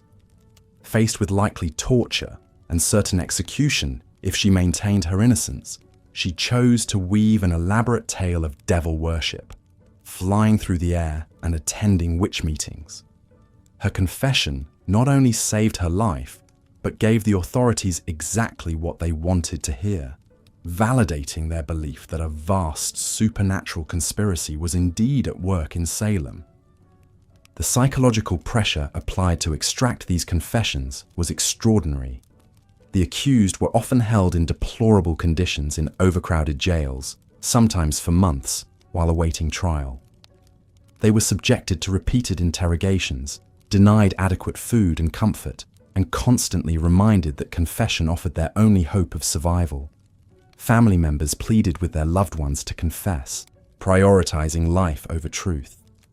Some of the most heartbreaking cases involved individuals who initially maintained their innocence, but eventually broke under this relentless pressure. Mary Warren, one of the original accusers, who later tried to recant her testimony, found herself accused when she attempted to tell the truth. Under intense interrogation, she eventually returned to her role as an accuser, demonstrating how the system corrupted even those who tried to resist it. The trials also revealed how quickly neighbor could turn against neighbor when fear and suspicion took hold. People who had lived side by side for decades suddenly viewed each other with deep mistrust. Old grudges were reframed as evidence of supernatural malice. Property disputes became proof of diabolic revenge.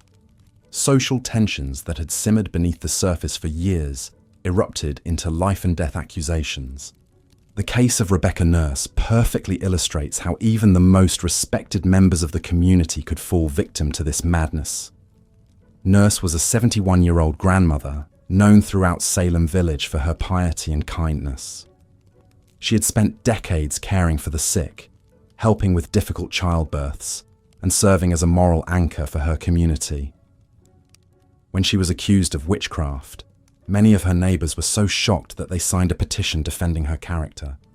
Yet even this sterling reputation couldn't protect her once the machinery of accusation began turning.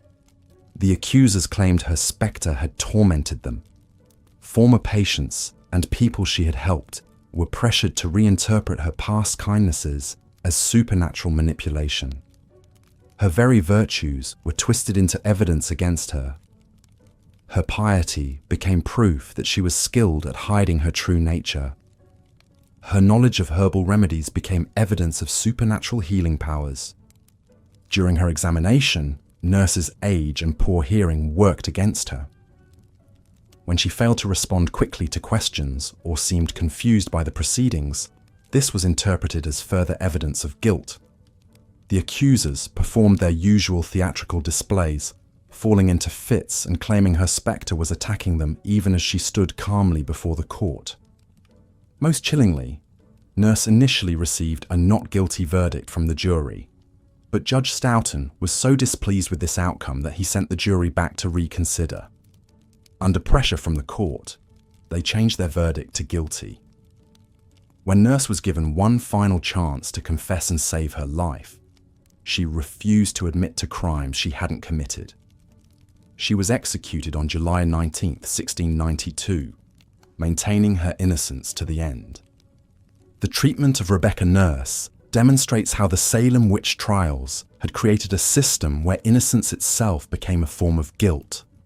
Those who confessed were spared, while those who maintained their innocence were condemned. Truth became irrelevant. Only the court's desire for validation mattered. This perversion of justice extended to the very youngest victims of the hysteria. Children as young as 4 years old were accused and imprisoned. Dorothy Good, the daughter of accused witch Sarah Good, was only 4 when she was arrested and jailed for months. The psychological trauma inflicted on these children was immense, yet the authorities showed no mercy based on age. The trials had created a monster that fed on fear and grew stronger with each execution. Every hanging validated the judge's belief that they were engaged in a righteous battle against supernatural evil. Every confession confirmed their suspicions about the extent of the diabolic conspiracy. The system had become self-perpetuating, generating its own evidence and justifying its own existence through the very destruction it caused. As summer turned to fall in 1692, Salem had become a community where terror reigned supreme, where neighbour feared neighbour, and where the mere accusation of witchcraft could lead to death. The trials had revealed the darkest aspects of human nature, showing how quickly civilization could collapse when fear overcame reason, when authority abandoned justice, and when communities allowed hysteria to replace humanity. Welcome back, fellow history enthusiasts. Before we delve deeper into this dark chapter of American justice, I'd love to know where you're tuning in from tonight and what drew you to learn about these troubling events. Whether you're settling in for the evening or taking a break from your day, I'm grateful you've chosen to explore this sobering piece of our past with me. If you find value in these detailed examinations of historical injustice, please consider subscribing to join our community of curious minds. Now, let's continue our journey into the Salem Witch Trials, where we'll uncover how a combination of personal vendettas, social manipulation, and institutional failure created one of America's most shameful episodes. In our previous segments, we've seen how spectral evidence corrupted the legal system, how fear and hysteria consumed entire communities, and how coerced confessions became tools of oppression. But there's another crucial dimension to this tragedy that makes it even more disturbing than most people realize: the calculated use of witchcraft accusations as weapons in long-standing personal and political conflicts. The Salem Witch Trials weren't just a product of mass hysteria or religious extremism. They were, in many ways, the culmination of decades of simmering resentments, property disputes, and social tensions that had been festering beneath the surface of colonial Massachusetts life. What makes this particularly chilling is how certain individuals recognized the trials as an opportunity to settle old scores and eliminate rivals under the guise of rooting out evil. Consider the case of Rebecca Nurse, a 71-year-old woman whose family had been embroiled in a bitter land dispute with their neighbours, the Putnams, for over a generation. The conflict stretched back to the 1640s, when Rebecca's husband, Francis Nurse, had purchased a large tract of land that the Putnams believed rightfully belonged to them. For decades, this dispute had poisoned relations between the families, spawning lawsuits, arguments over property lines, and accusations of theft and fraud. When the witch trials began, it was Anne Putnam Sr. who first accused Rebecca Nurse of witchcraft, claiming that Nurse's spectre had tormented her and her daughter. But this wasn't a case of supernatural persecution. It was the weaponization of fear and superstition to destroy an enemy. The timing was no coincidence.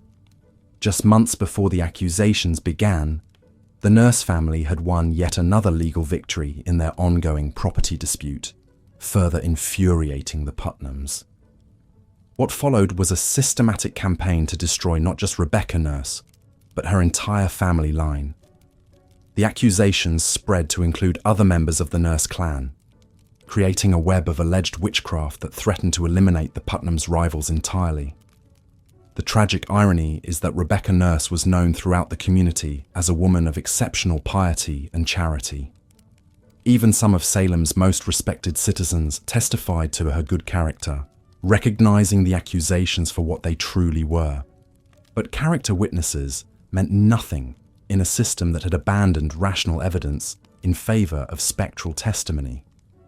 When 39 of Salem's most prominent residents signed a petition defending Rebecca Nurse, it only served to expand the circle of suspicion.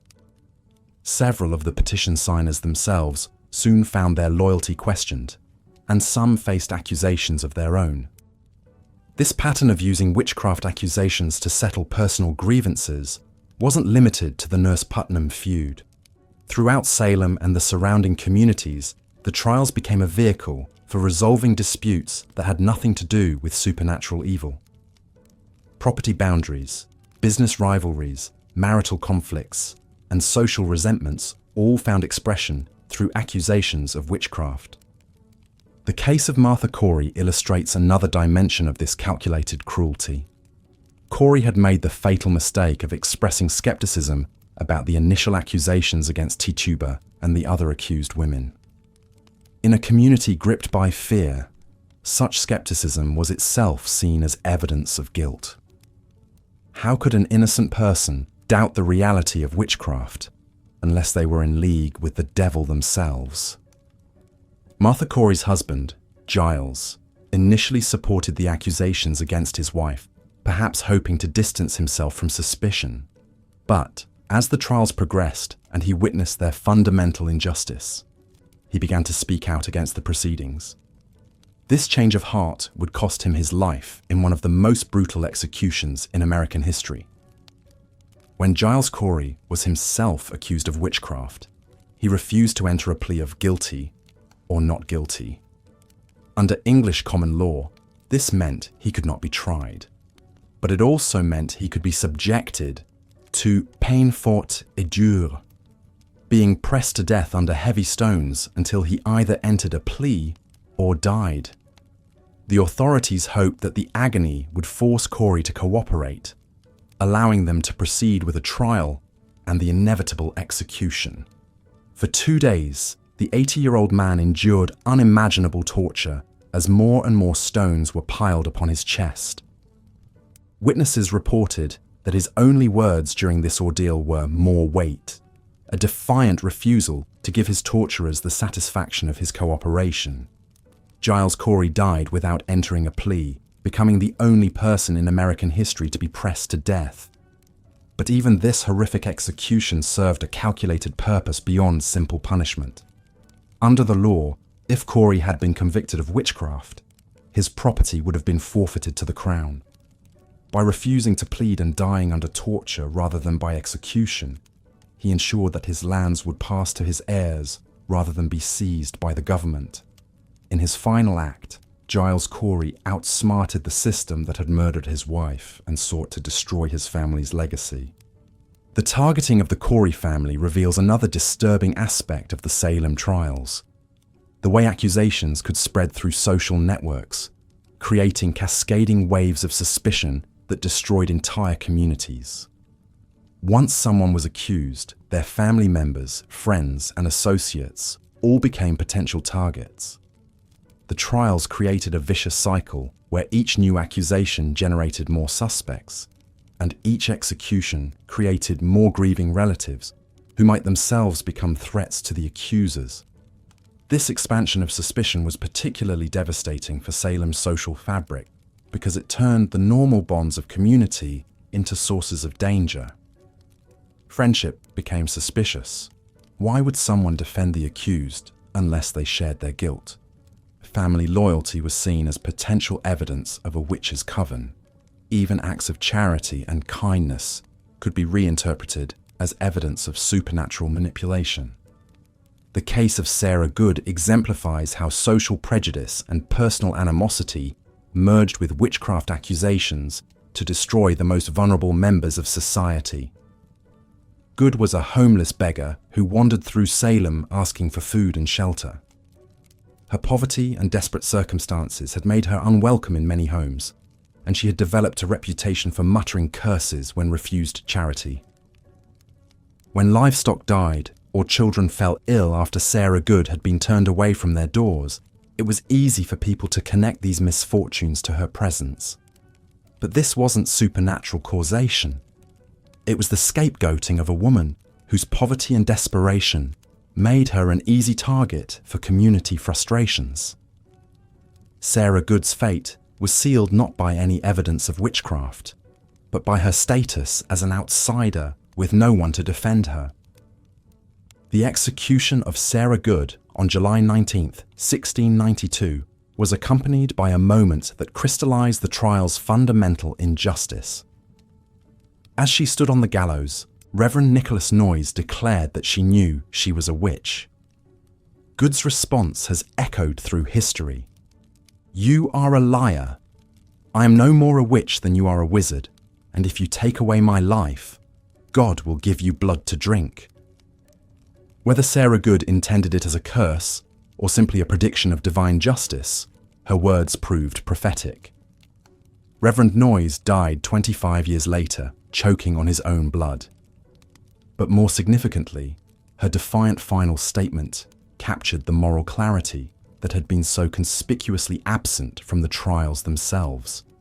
In her last moments, this impoverished and friendless woman spoke truth to power with a courage that the educated ministers and magistrates of Salem had utterly failed to display. The systematic targeting of vulnerable populations reveals another layer of the trial's horror. Women like Sarah Good, who lacked social protection, were disproportionately likely to face accusations. So were those who had challenged social norms in other ways. Women who had inherited property, who had engaged in business, or who had otherwise stepped outside traditional gender roles. Bridget Bishop, the first person executed in the Salem trials, fit this pattern perfectly. She was a tavern keeper who dressed flamboyantly, had been married multiple times, and was known for her independent spirit. Her tavern was a place where men gathered to drink and gamble, activities that the Puritan community viewed with deep suspicion. When accusations of witchcraft began flying, Bridget Bishop's unconventional lifestyle made her an obvious target. The speed with which Bishop was tried and executed, just 8 days after the special court of Oyer and Terminer was established, suggests that her fate was predetermined. The authorities needed a quick conviction to establish the court's legitimacy and demonstrate their commitment to rooting out witchcraft.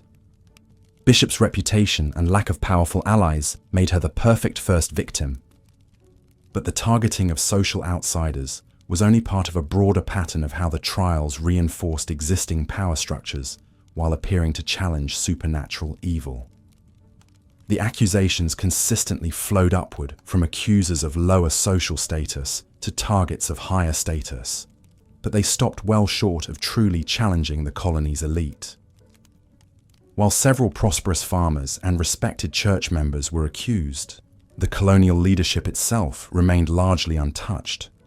This selective application of suspicion reveals the trial's true nature as a tool of social control rather than spiritual purification.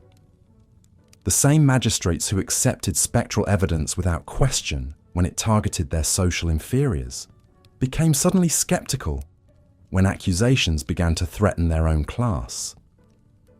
When the wife of Governor William Phipps was accused of witchcraft, the governor quickly dissolved the special court and ended the trials. The economic dimensions of the Salem Witch Trials add yet another layer of calculation to what appeared to be spiritual warfare. The seizure of accused witches' property created powerful financial incentives for certain accusations. While the property of executed witches was supposed to be forfeited to the crown, in practice, much of it ended up in the hands of local officials and their allies.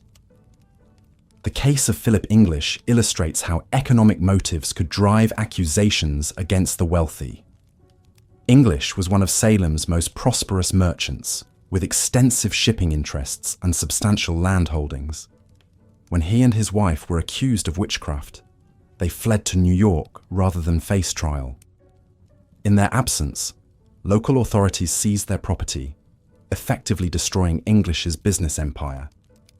Years later, when English returned to Salem after the trials had ended, he found his warehouses emptied, his ships sold, and his lands occupied by others. The accusation of witchcraft had provided a convenient legal mechanism for redistributing his wealth to his competitors and rivals. English spent the rest of his life trying to recover his losses through the courts. But the colonial government showed little interest in compensating the victims of its judicial atrocity. The targeting of Philip English also reveals how accusations could be used to eliminate economic competition.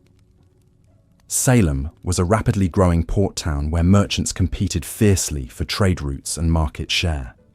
The witch trials provided an opportunity for unscrupulous competitors to eliminate rivals by questioning their spiritual allegiance rather than competing fairly in the marketplace. This economic warfare through witchcraft accusations was particularly devastating because it was nearly impossible to defend against. How could someone prove they hadn't made a pact with the devil? How could they demonstrate that their business success came from legitimate enterprise rather than supernatural assistance? The burden of proof had been reversed, and innocence became impossible to establish. The psychological manipulation employed during the Salem trials reveals perhaps the most disturbing aspect of this historical atrocity: the deliberate exploitation of human vulnerabilities to manufacture guilt and destroy lives. The accusers, particularly the group of young women whose fits and visions drove the initial panic, demonstrated a sophisticated understanding of how to manipulate both their immediate audience and the broader community. The fits displayed by the accusers followed predictable patterns that maximized their dramatic impact. They would begin with subtle symptoms, feelings of being pinched or pricked, that gradually escalated to violent convulsions, temporary blindness, and apparent attempts at self-harm. These performances were timed to coincide with moments of maximum tension in the courtroom, particularly when the accused attempted to defend themselves. What made these performances so effective was their apparent spontaneity and the genuine distress they appeared to cause the accusers. But careful examination of the historical record reveals a level of coordination and calculation that suggests deliberate deception rather than supernatural affliction. The accusers would often mirror each other's symptoms, create new accusations together, and modify their stories in response to changing circumstances. The case of Mary Warren illustrates how this psychological manipulation could be turned against the accusers themselves when they threatened the larger narrative. Warren was initially one of the primary accusers, but she later recanted her testimony and claimed that the other girls had been lying. When she attempted to tell the truth, she found herself accused of witchcraft by her former allies. Under intense pressure and facing the possibility of execution, Warren was forced to recant her recantation and return to her role as an accuser. But her brief moment of honesty revealed the manufactured nature of the entire enterprise. The fact that the accusers could turn their supernatural afflictions on and off depending on political necessity exposed the fraudulent foundation of the entire proceedings. The psychological pressure applied to the accused was equally calculated and devastating. The interrogation techniques used by the magistrates were designed to break down resistance and force confessions, regardless of guilt or innocence. Accused witches were subjected to hours of relentless questioning, often while physically restrained and deprived of food and sleep. The questions themselves were crafted to create logical traps from which there was no escape.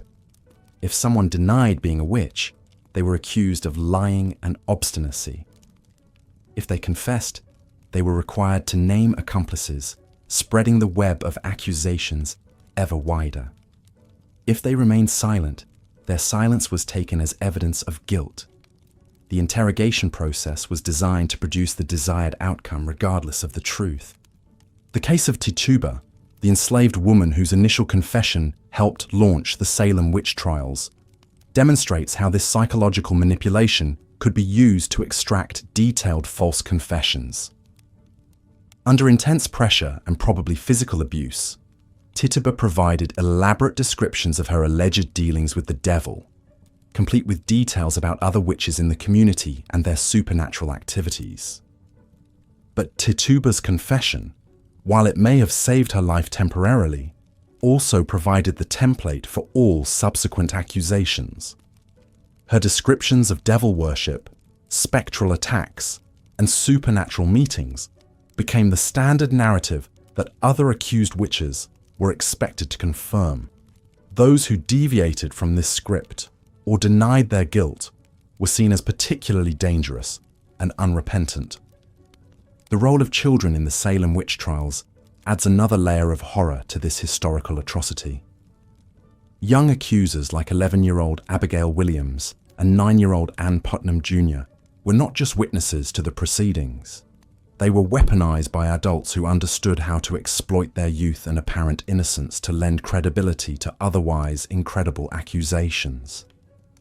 The adults who coached and encouraged these child accusers bear responsibility for one of history's most cynical manipulations of childhood innocence. By placing children at the center of the accusations, the authorities created a situation where questioning the evidence meant questioning the word of innocent children who claimed to be suffering supernatural torment. But these children were not acting independently. They were embedded in adult networks of rivalry and resentment that guided their accusations toward specific targets. Ann Putnam Jr.'s accusations consistently aligned with her family's economic and social interests, suggesting that her supernatural visions were heavily influenced by adult guidance and suggestion. The long-term psychological damage inflicted on these child accusers is difficult to measure, but the historical record suggests that many struggled with guilt and trauma for the rest of their lives. Ann Putnam Jr. was the only accuser who ever publicly apologized for her role in the trials, acknowledging in 1706 that she had been deluded by Satan and asking forgiveness from the families of those she had helped condemn. But by then, the damage was irreversible. 20 people were dead, countless families were destroyed, and an entire community had been traumatized by an episode that revealed the darkest possibilities of human nature when fear overcomes reason and justice becomes a tool of oppression. The Salem Witch Trials represent more than just a historical curiosity or an example of past superstition. They provide a chilling blueprint for how rational societies can descend into madness when certain conditions align, when fear overwhelms critical thinking, when institutions abandon their protective functions, when personal grievances masquerade as moral crusades, and when the vulnerable become scapegoats for broader social anxieties. The techniques of manipulation, coercion, and scapegoating employed in Salem have been replicated throughout history in different contexts and with different targets. The fundamental dynamics, the manufacture of evidence, the reversal of the burden of proof, the exploitation of fear and prejudice, the use of children as weapons, and the systematic targeting of the powerless appear again and again in humanity's darkest chapters. What makes the Salem Witch Trials particularly disturbing is not just their immediate horror, but their demonstration of how quickly and completely a community can abandon its moral foundations when gripped by fear and manipulated by those who understand how to exploit that fear for their own purposes.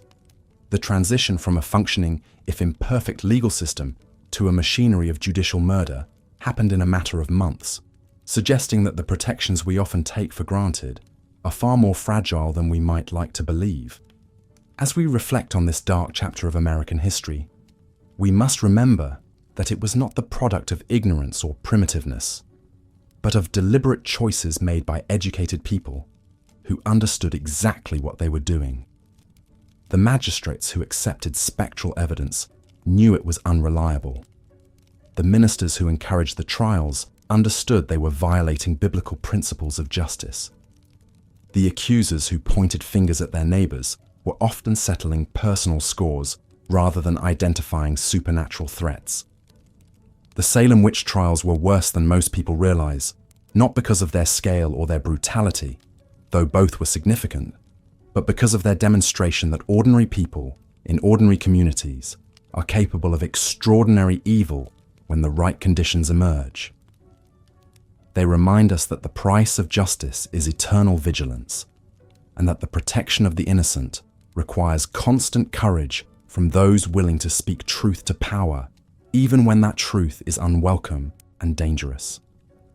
In our modern world, where fear and division continue to threaten rational discourse and just institutions, the lessons of Salem remain painfully relevant. The techniques of manipulation and scapegoating have evolved, but their essential characteristics remain the same. The only defense against such darkness is an unwavering commitment to evidence-based reasoning, procedural justice, and the protection of the vulnerable, principles that the people of Salem abandoned to their eternal shame and our enduring instruction. The true horror of the Salem Witch Trials lies not in what they tell us about the past, but in what they reveal about the human capacity for self-deception and cruelty when fear is allowed to triumph over justice. They serve as a permanent warning about the fragility of civilization and the constant vigilance required to protect the innocent from those who would exploit fear for their own dark purposes. Here's part 10 of the 12-part script for Boring History. Why the Salem Witch Trials were worse than you thought. What made the Salem Witch Trials truly terrifying wasn't just the individual cases of injustice, or even the systematic breakdown of legal protections. It was how the entire community became complicit in what can only be described as a carefully orchestrated campaign of psychological warfare that turned neighbor against neighbor, parent against child, and husband against wife, in ways that would have lasting effects for generations. The psychological manipulation began long before anyone was accused of witchcraft. The Puritan community in Salem had been primed for paranoia through decades of sermons about Satan's presence in their daily lives. Ministers like Cotton Mather had spent years conditioning the population to see the devil's hand in every misfortune, every unexplained illness, every crop failure. This wasn't accidental. It was a deliberate strategy to maintain social control through fear. Consider how the accusation process actually worked. It wasn't random. The afflicted girls didn't just point fingers willy-nilly. They were coached, encouraged, and rewarded for their performances. Each time they accused someone, they received attention, sympathy, and power they had never experienced before. These were young women in a society that gave them virtually no agency, and suddenly they held the power of life and death over adults. The psychological profiles of the accusers reveal a disturbing pattern. Many came from broken homes, had experienced trauma, or were social outcasts themselves. Mercy Lewis had watched her parents die in an Indian raid. Abigail Williams was an orphan living with her uncle. These weren't malicious masterminds. They were damaged children who had been weaponized by adults with their own agendas. But the most chilling aspect was how the community eagerly participated in the destruction of their neighbors. This wasn't a case of a few bad actors manipulating an innocent population. The Salem Witch Trials succeeded because the community wanted them to succeed. People had grievances, resentments, and jealousies that had been festering for years, and the witch trials provided the perfect opportunity to settle scores while appearing righteous. Take the case of Martha Corey, one of the most devastating examples of how the trials tore families apart. Martha was a church member, known for her piety and good works, but she made one fatal mistake. She expressed skepticism about the witch trials. When her own husband, Giles Corey, was pressed for information about her behavior, he provided testimony that would lead to her execution. Later, when Giles himself was accused, he realized the horror of what he had done, but it was too late. The economic motivations were equally sinister. When someone was accused of witchcraft, their property was often seized. Families could lose everything overnight. This created a perverse incentive structure where accusation became a form of economic warfare. Thomas Putnam, whose daughter was one of the primary accusers, had land disputes with numerous people who were later accused of witchcraft. Coincidence? Hardly. The trials also served as a tool of social engineering. The majority of those accused were women, particularly women who didn't conform to Puritan expectations. Widows who inherited property, women who spoke out in church, midwives who had knowledge of herbs and healing, women who were too independent or too outspoken. The witch trials were, in many ways, a systematic campaign to eliminate women who threatened the patriarchal order. But perhaps the most disturbing aspect was how the trials created a culture of betrayal. The legal system was designed to reward those who confessed and accused others. This created a pyramid scheme of accusation, where survival depended on implicating more people. The more names you gave, the better your chances of avoiding execution. This incentive structure turned the entire community into a network of informants and betrayers. The psychological torture extended beyond the accused to their families and friends. Imagine being the child of someone accused of witchcraft. You faced an impossible choice: defend your parent and risk being accused yourself, or distance yourself and live with the guilt forever. Many families were torn apart by these impossible decisions. Children testified against parents, siblings turned on each other, and spouses abandoned their partners to save themselves. The role of spectral evidence cannot be overstated in understanding the psychological warfare of Salem. This was evidence based on dreams, visions, and supernatural claims that were impossible to disprove. How do you defend yourself against someone who claims your spirit visited them in their sleep and tormented them? This type of evidence created a Kafkaesque nightmare where innocence became impossible to prove. The afflicted girls' performances were carefully choreographed psychological theatre designed to create maximum emotional impact. They would scream, convulse, and claim to be tortured by invisible forces whenever the accused entered the courtroom. These performances were so convincing that even skeptical observers found themselves swayed. The girls had learned to manipulate the deepest fears and superstitions of their community with surgical precision. The witch trials also exploited existing social tensions and anxieties. Salem was a community under stress. They had recently experienced devastating Indian raids, political upheaval, and economic uncertainty. The witch trials provided a scapegoat for all these problems. Instead of addressing the real causes of their difficulties, the community could blame everything on Satan and his alleged servants. The speed with which the trials escalated reveals how quickly a civilized society can descend into barbarism when the right psychological conditions are present. Within months, a small group of accusations had mushroomed into a community-wide hysteria that consumed hundreds of people. This rapid escalation wasn't accidental. It was the result of deliberate decisions by those in power to fan the flames rather than contain them. The interrogation techniques used against the accused were sophisticated forms of psychological torture. Sleep deprivation, prolonged questioning, threats against family members, and promises of leniency in exchange for confession. These methods were designed to break down the psychological defenses of the accused and force them to admit to crimes they hadn't committed.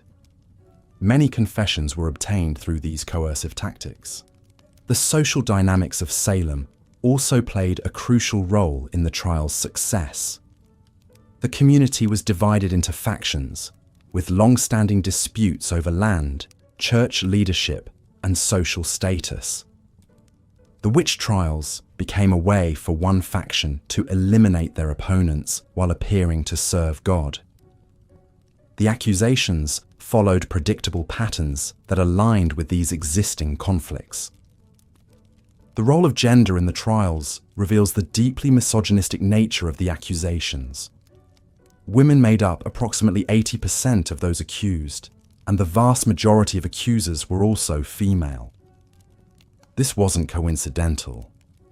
In Puritan society, women were seen as more susceptible to Satan's influence and more likely to be tempted by witchcraft. The trials reinforced and amplified existing prejudices against women, particularly those who didn't conform to expected roles. The international context of the Salem Witch Trials is also important to understand. This wasn't an isolated incident, but part of a broader European witch craze that had been sweeping across the continent for centuries. The colonists brought these beliefs and practices with them from Europe, where tens of thousands of people had already been executed for witchcraft. Salem was simply the most extreme manifestation of these beliefs in the New World. The aftermath of the trials reveals the lasting psychological damage inflicted on the community. Families remained divided for generations. The economy was devastated as productive members of society were killed or fled. Trust between neighbors was permanently damaged. The social fabric of Salem was torn apart in ways that took decades to repair. if they ever truly were repaired. What makes the Salem Witch Trials particularly horrifying is how they demonstrate the ease with which ordinary people can be turned into instruments of persecution. The accusers weren't monsters. They were regular members of the community who became caught up in a system that rewarded cruelty and punished compassion. The judges weren't evil overlords. They were respected members of society who allowed their prejudices and fears to override their judgment. The Salem Witch Trials also show how quickly legal protections can be abandoned when fear takes hold. Due process, the presumption of innocence, the right to legal representation, these fundamental principles of justice were cast aside in the name of fighting an imaginary threat. Once these protections were removed, the slide into tyranny was swift and devastating. The psychological legacy of Salem extends far beyond the immediate victims. The trials created a template for how fear could be weaponized against unpopular groups. They demonstrated how accusations alone could destroy lives, and how communities could be manipulated into participating in their own moral destruction. These lessons would be repeated throughout American history, from the Red Scares to McCarthyism, to modern moral panics. The Salem Witch Trials weren't just a historical curiosity or a cautionary tale about superstition. They were a masterclass in psychological manipulation, social control, and the systematic destruction of a community's moral foundation. They show us how quickly civilization can collapse when fear overcomes reason, when prejudice trumps justice, and when ordinary people become complicit in extraordinary evil. The most terrifying aspect of the Salem Witch Trials isn't that they happened 3 centuries ago, in a world we consider primitive and superstitious. It's how easily they could happen again. The psychological mechanisms that drove the trials, the fear, the scapegoating, the willingness to sacrifice others to protect ourselves, these are still present in human nature. The Salem Witch Trials serve as a permanent reminder of what we're capable of when we abandon our principles and surrender to our worst impulses. Understanding the psychological warfare of Salem isn't just about learning history, it's about recognizing the warning signs in our own time. When we see communities turning against vulnerable groups, when we see accusations without evidence being treated as fact, when we see fear being used to justify the abandonment of legal protections, we should remember Salem and ask ourselves whether we're witnessing the birth of a new witch trial. The victims of Salem deserve to be remembered not just as statistics or symbols, but as real people who suffered and died because their community failed them. They were tortured, executed, and destroyed by neighbors who knew them, judges who should have protected them, and a system that valued conformity over truth. Their deaths were not inevitable. They were the result of specific choices made by specific people who could have chosen differently. The Salem Witch Trials ended not because the community suddenly came to its senses, but because the accusations finally reached people with enough power and influence to fight back.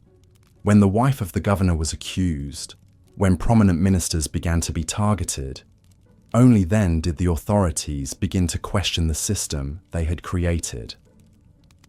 This reveals the class-based nature of the trials and how they were allowed to continue as long as they only targeted the vulnerable and powerless. Looking at your script summary and the reference materials, here's part 11 of your Salem Witch Trials series. Yet perhaps the most insidious aspect of the Salem Witch Trials was how they transformed ordinary neighbors into instruments of persecution. The trials didn't just rely on a handful of corrupt officials or zealous ministers. They weaponized the entire community against itself, turning everyday social tensions into matters of life and death. Consider the testimony patterns that emerged during the trials. Time and again, accusations followed predictable lines of existing conflict. – Property disputes suddenly became evidence of supernatural malice. Economic rivalries transformed into proof of diabolic compacts. a failed business deal could become testimony that your competitor had cursed your endeavors through witchcraft. The case of Rebecca Nurse illustrates this dynamic perfectly. At 71 years old, Nurse was one of the most respected members of Salem Village. She was known for her piety, her charitable works, and her gentle nature. When she was accused of witchcraft, 39 of her neighbors signed a petition defending her character. Yet even this overwhelming support couldn't save her from the machinery of accusation once it was set in motion.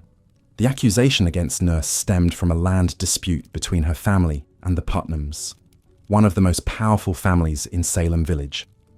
For years, the two families had been locked in legal battles over property boundaries and inheritance rights.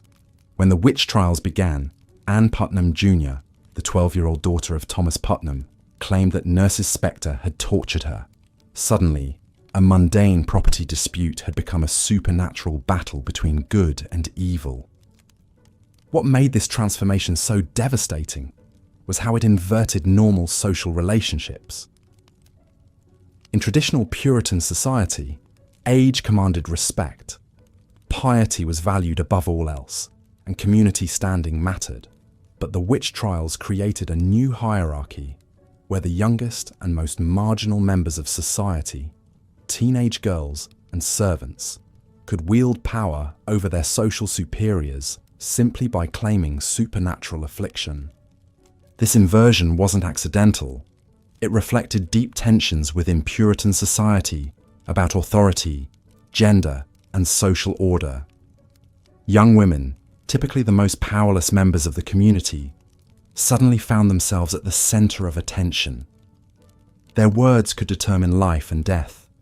Their accusations could topple the most established families. For perhaps the first time in their lives, they possessed real power, and some clearly relished wielding it. The afflicted girls quickly learned to perform their role with increasing sophistication.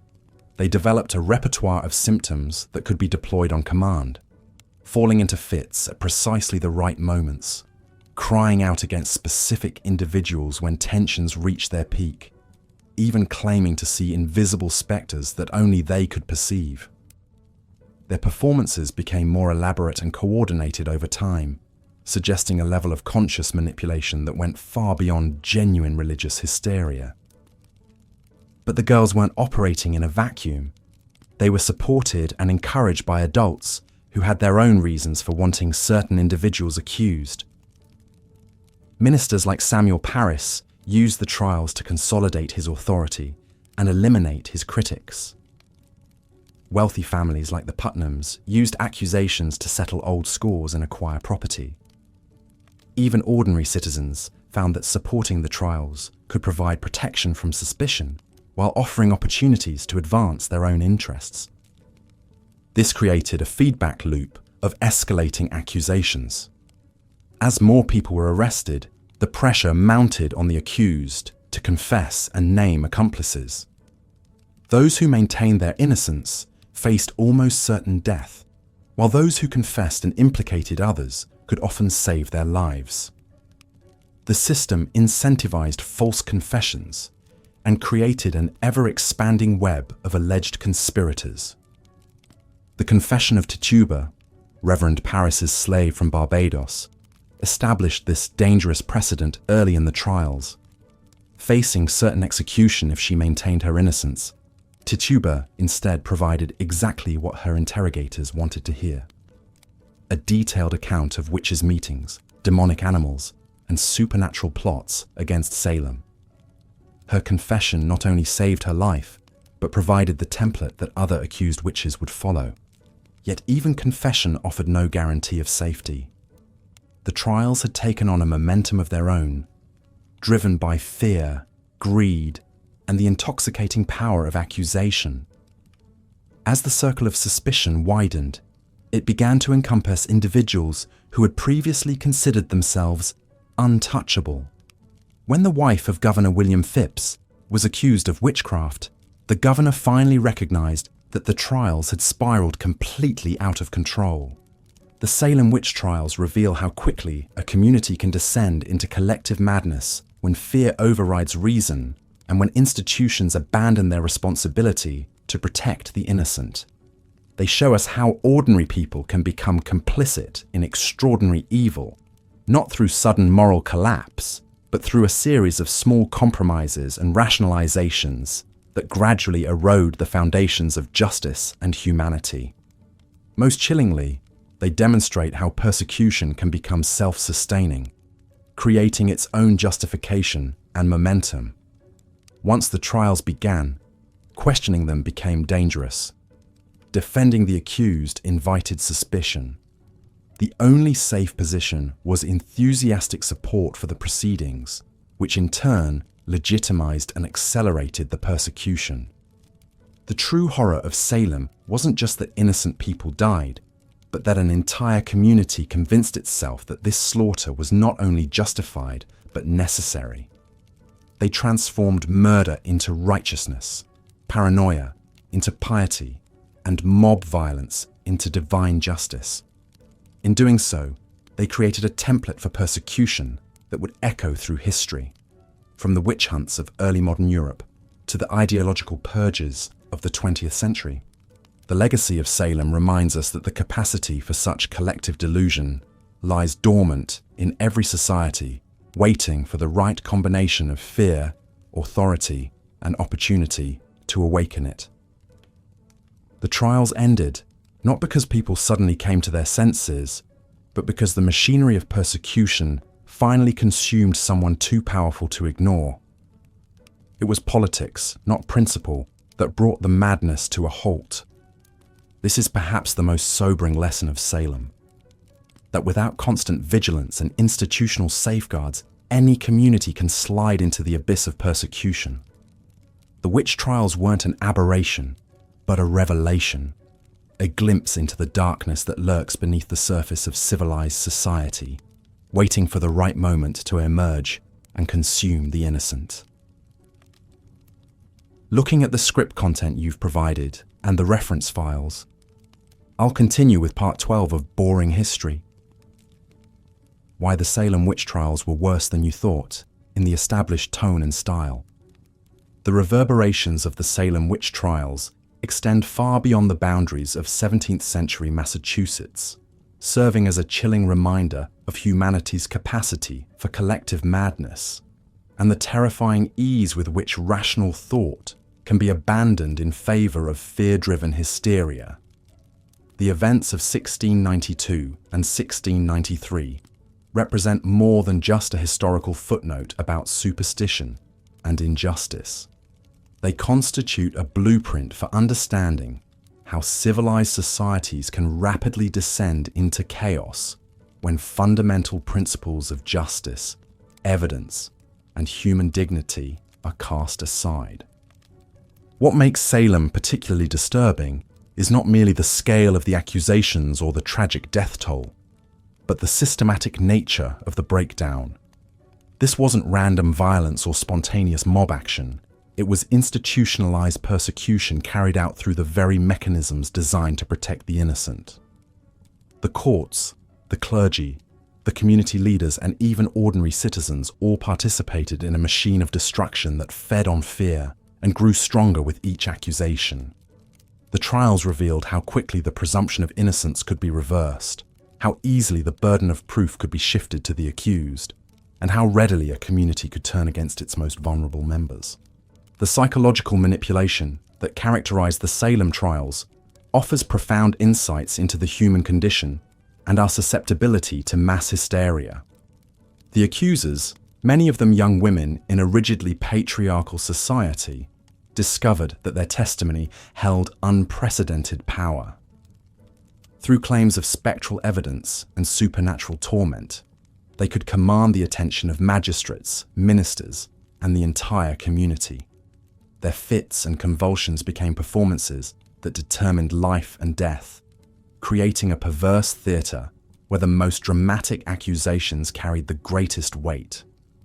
This dynamic reveals how easily social hierarchies can be upended when fear overwhelms reason, and how those typically powerless can become instruments of destruction when given the authority to level accusations that cannot be disproven. The role of social and economic tensions in fueling the accusations cannot be overstated.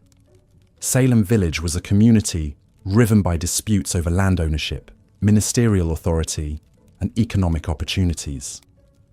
Families who had feuded for generations found in the witch trials a convenient mechanism for settling old scores.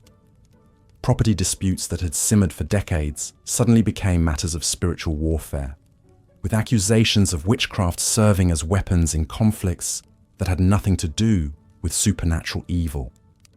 The pattern of accusations clearly reflected these underlying tensions, with many of the accused being individuals who had previously been involved in legal disputes, property disagreements, or social conflicts with their accusers or their families. Perhaps most troubling is how the trials exploited and reinforced existing prejudices against women, the elderly, the poor, and social outcasts. The majority of those accused were women, particularly those who didn't conform to Puritan ideals of feminine behavior. Widows who had inherited property, women who spoke out against authority, those who practiced folk healing, or simply individuals who had gained a reputation for being difficult or unconventional found themselves particularly vulnerable to accusations. The trials thus served as a mechanism for enforcing social conformity and punishing those who challenged established norms, using the ultimate sanction, death, to silence dissent and difference.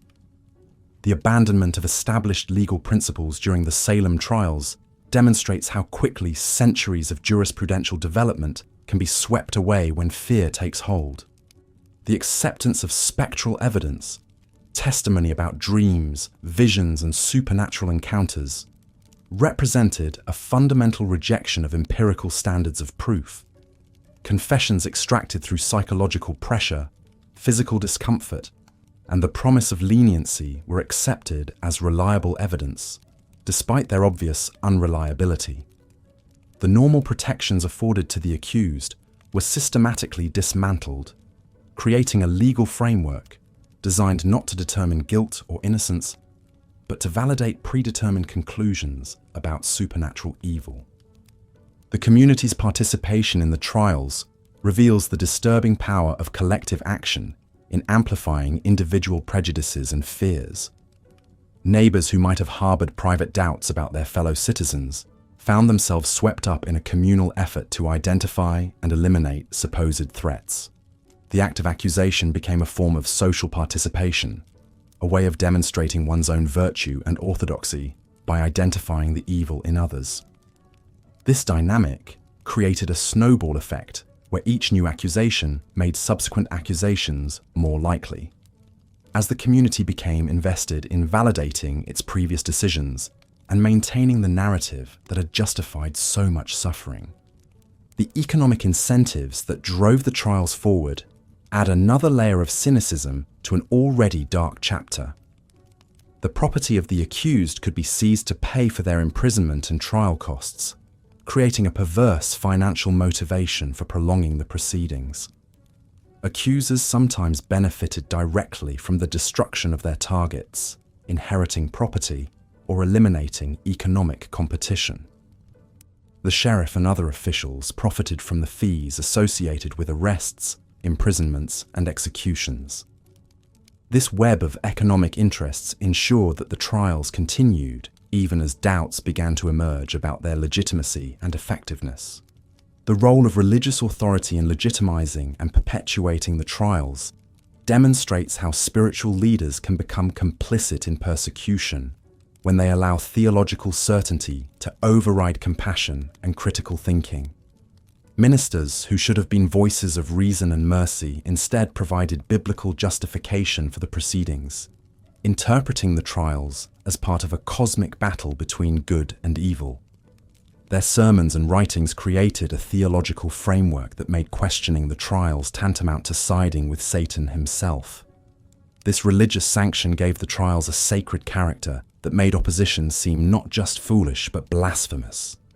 The eventual collapse of the trials occurred not through any sudden outbreak of rationality or compassion, but through the gradual recognition that the accusations had gone too far and were threatening individuals too prominent to be safely destroyed.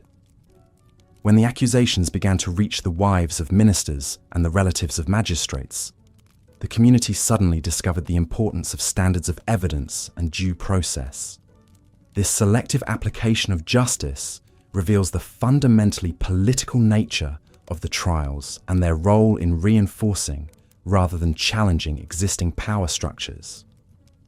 The aftermath of Salem was marked by a complex mixture of acknowledgement and denial that continues to characterize how societies deal with episodes of collective wrongdoing.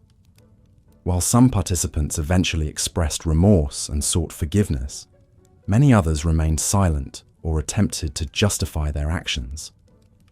The community's efforts to move past the trials often involved minimizing their significance or portraying them as an unfortunate but understandable response to extraordinary circumstances. This pattern of partial acknowledgement and defensive rationalization would be repeated in numerous subsequent episodes of mass persecution and injustice. The lessons of Salem extend far beyond the specific context of 17th century New England witch trials. They illuminate the universal human tendency to seek simple explanations for complex problems, to find scapegoats for societal tensions, and to use fear as a tool for achieving political and social objectives.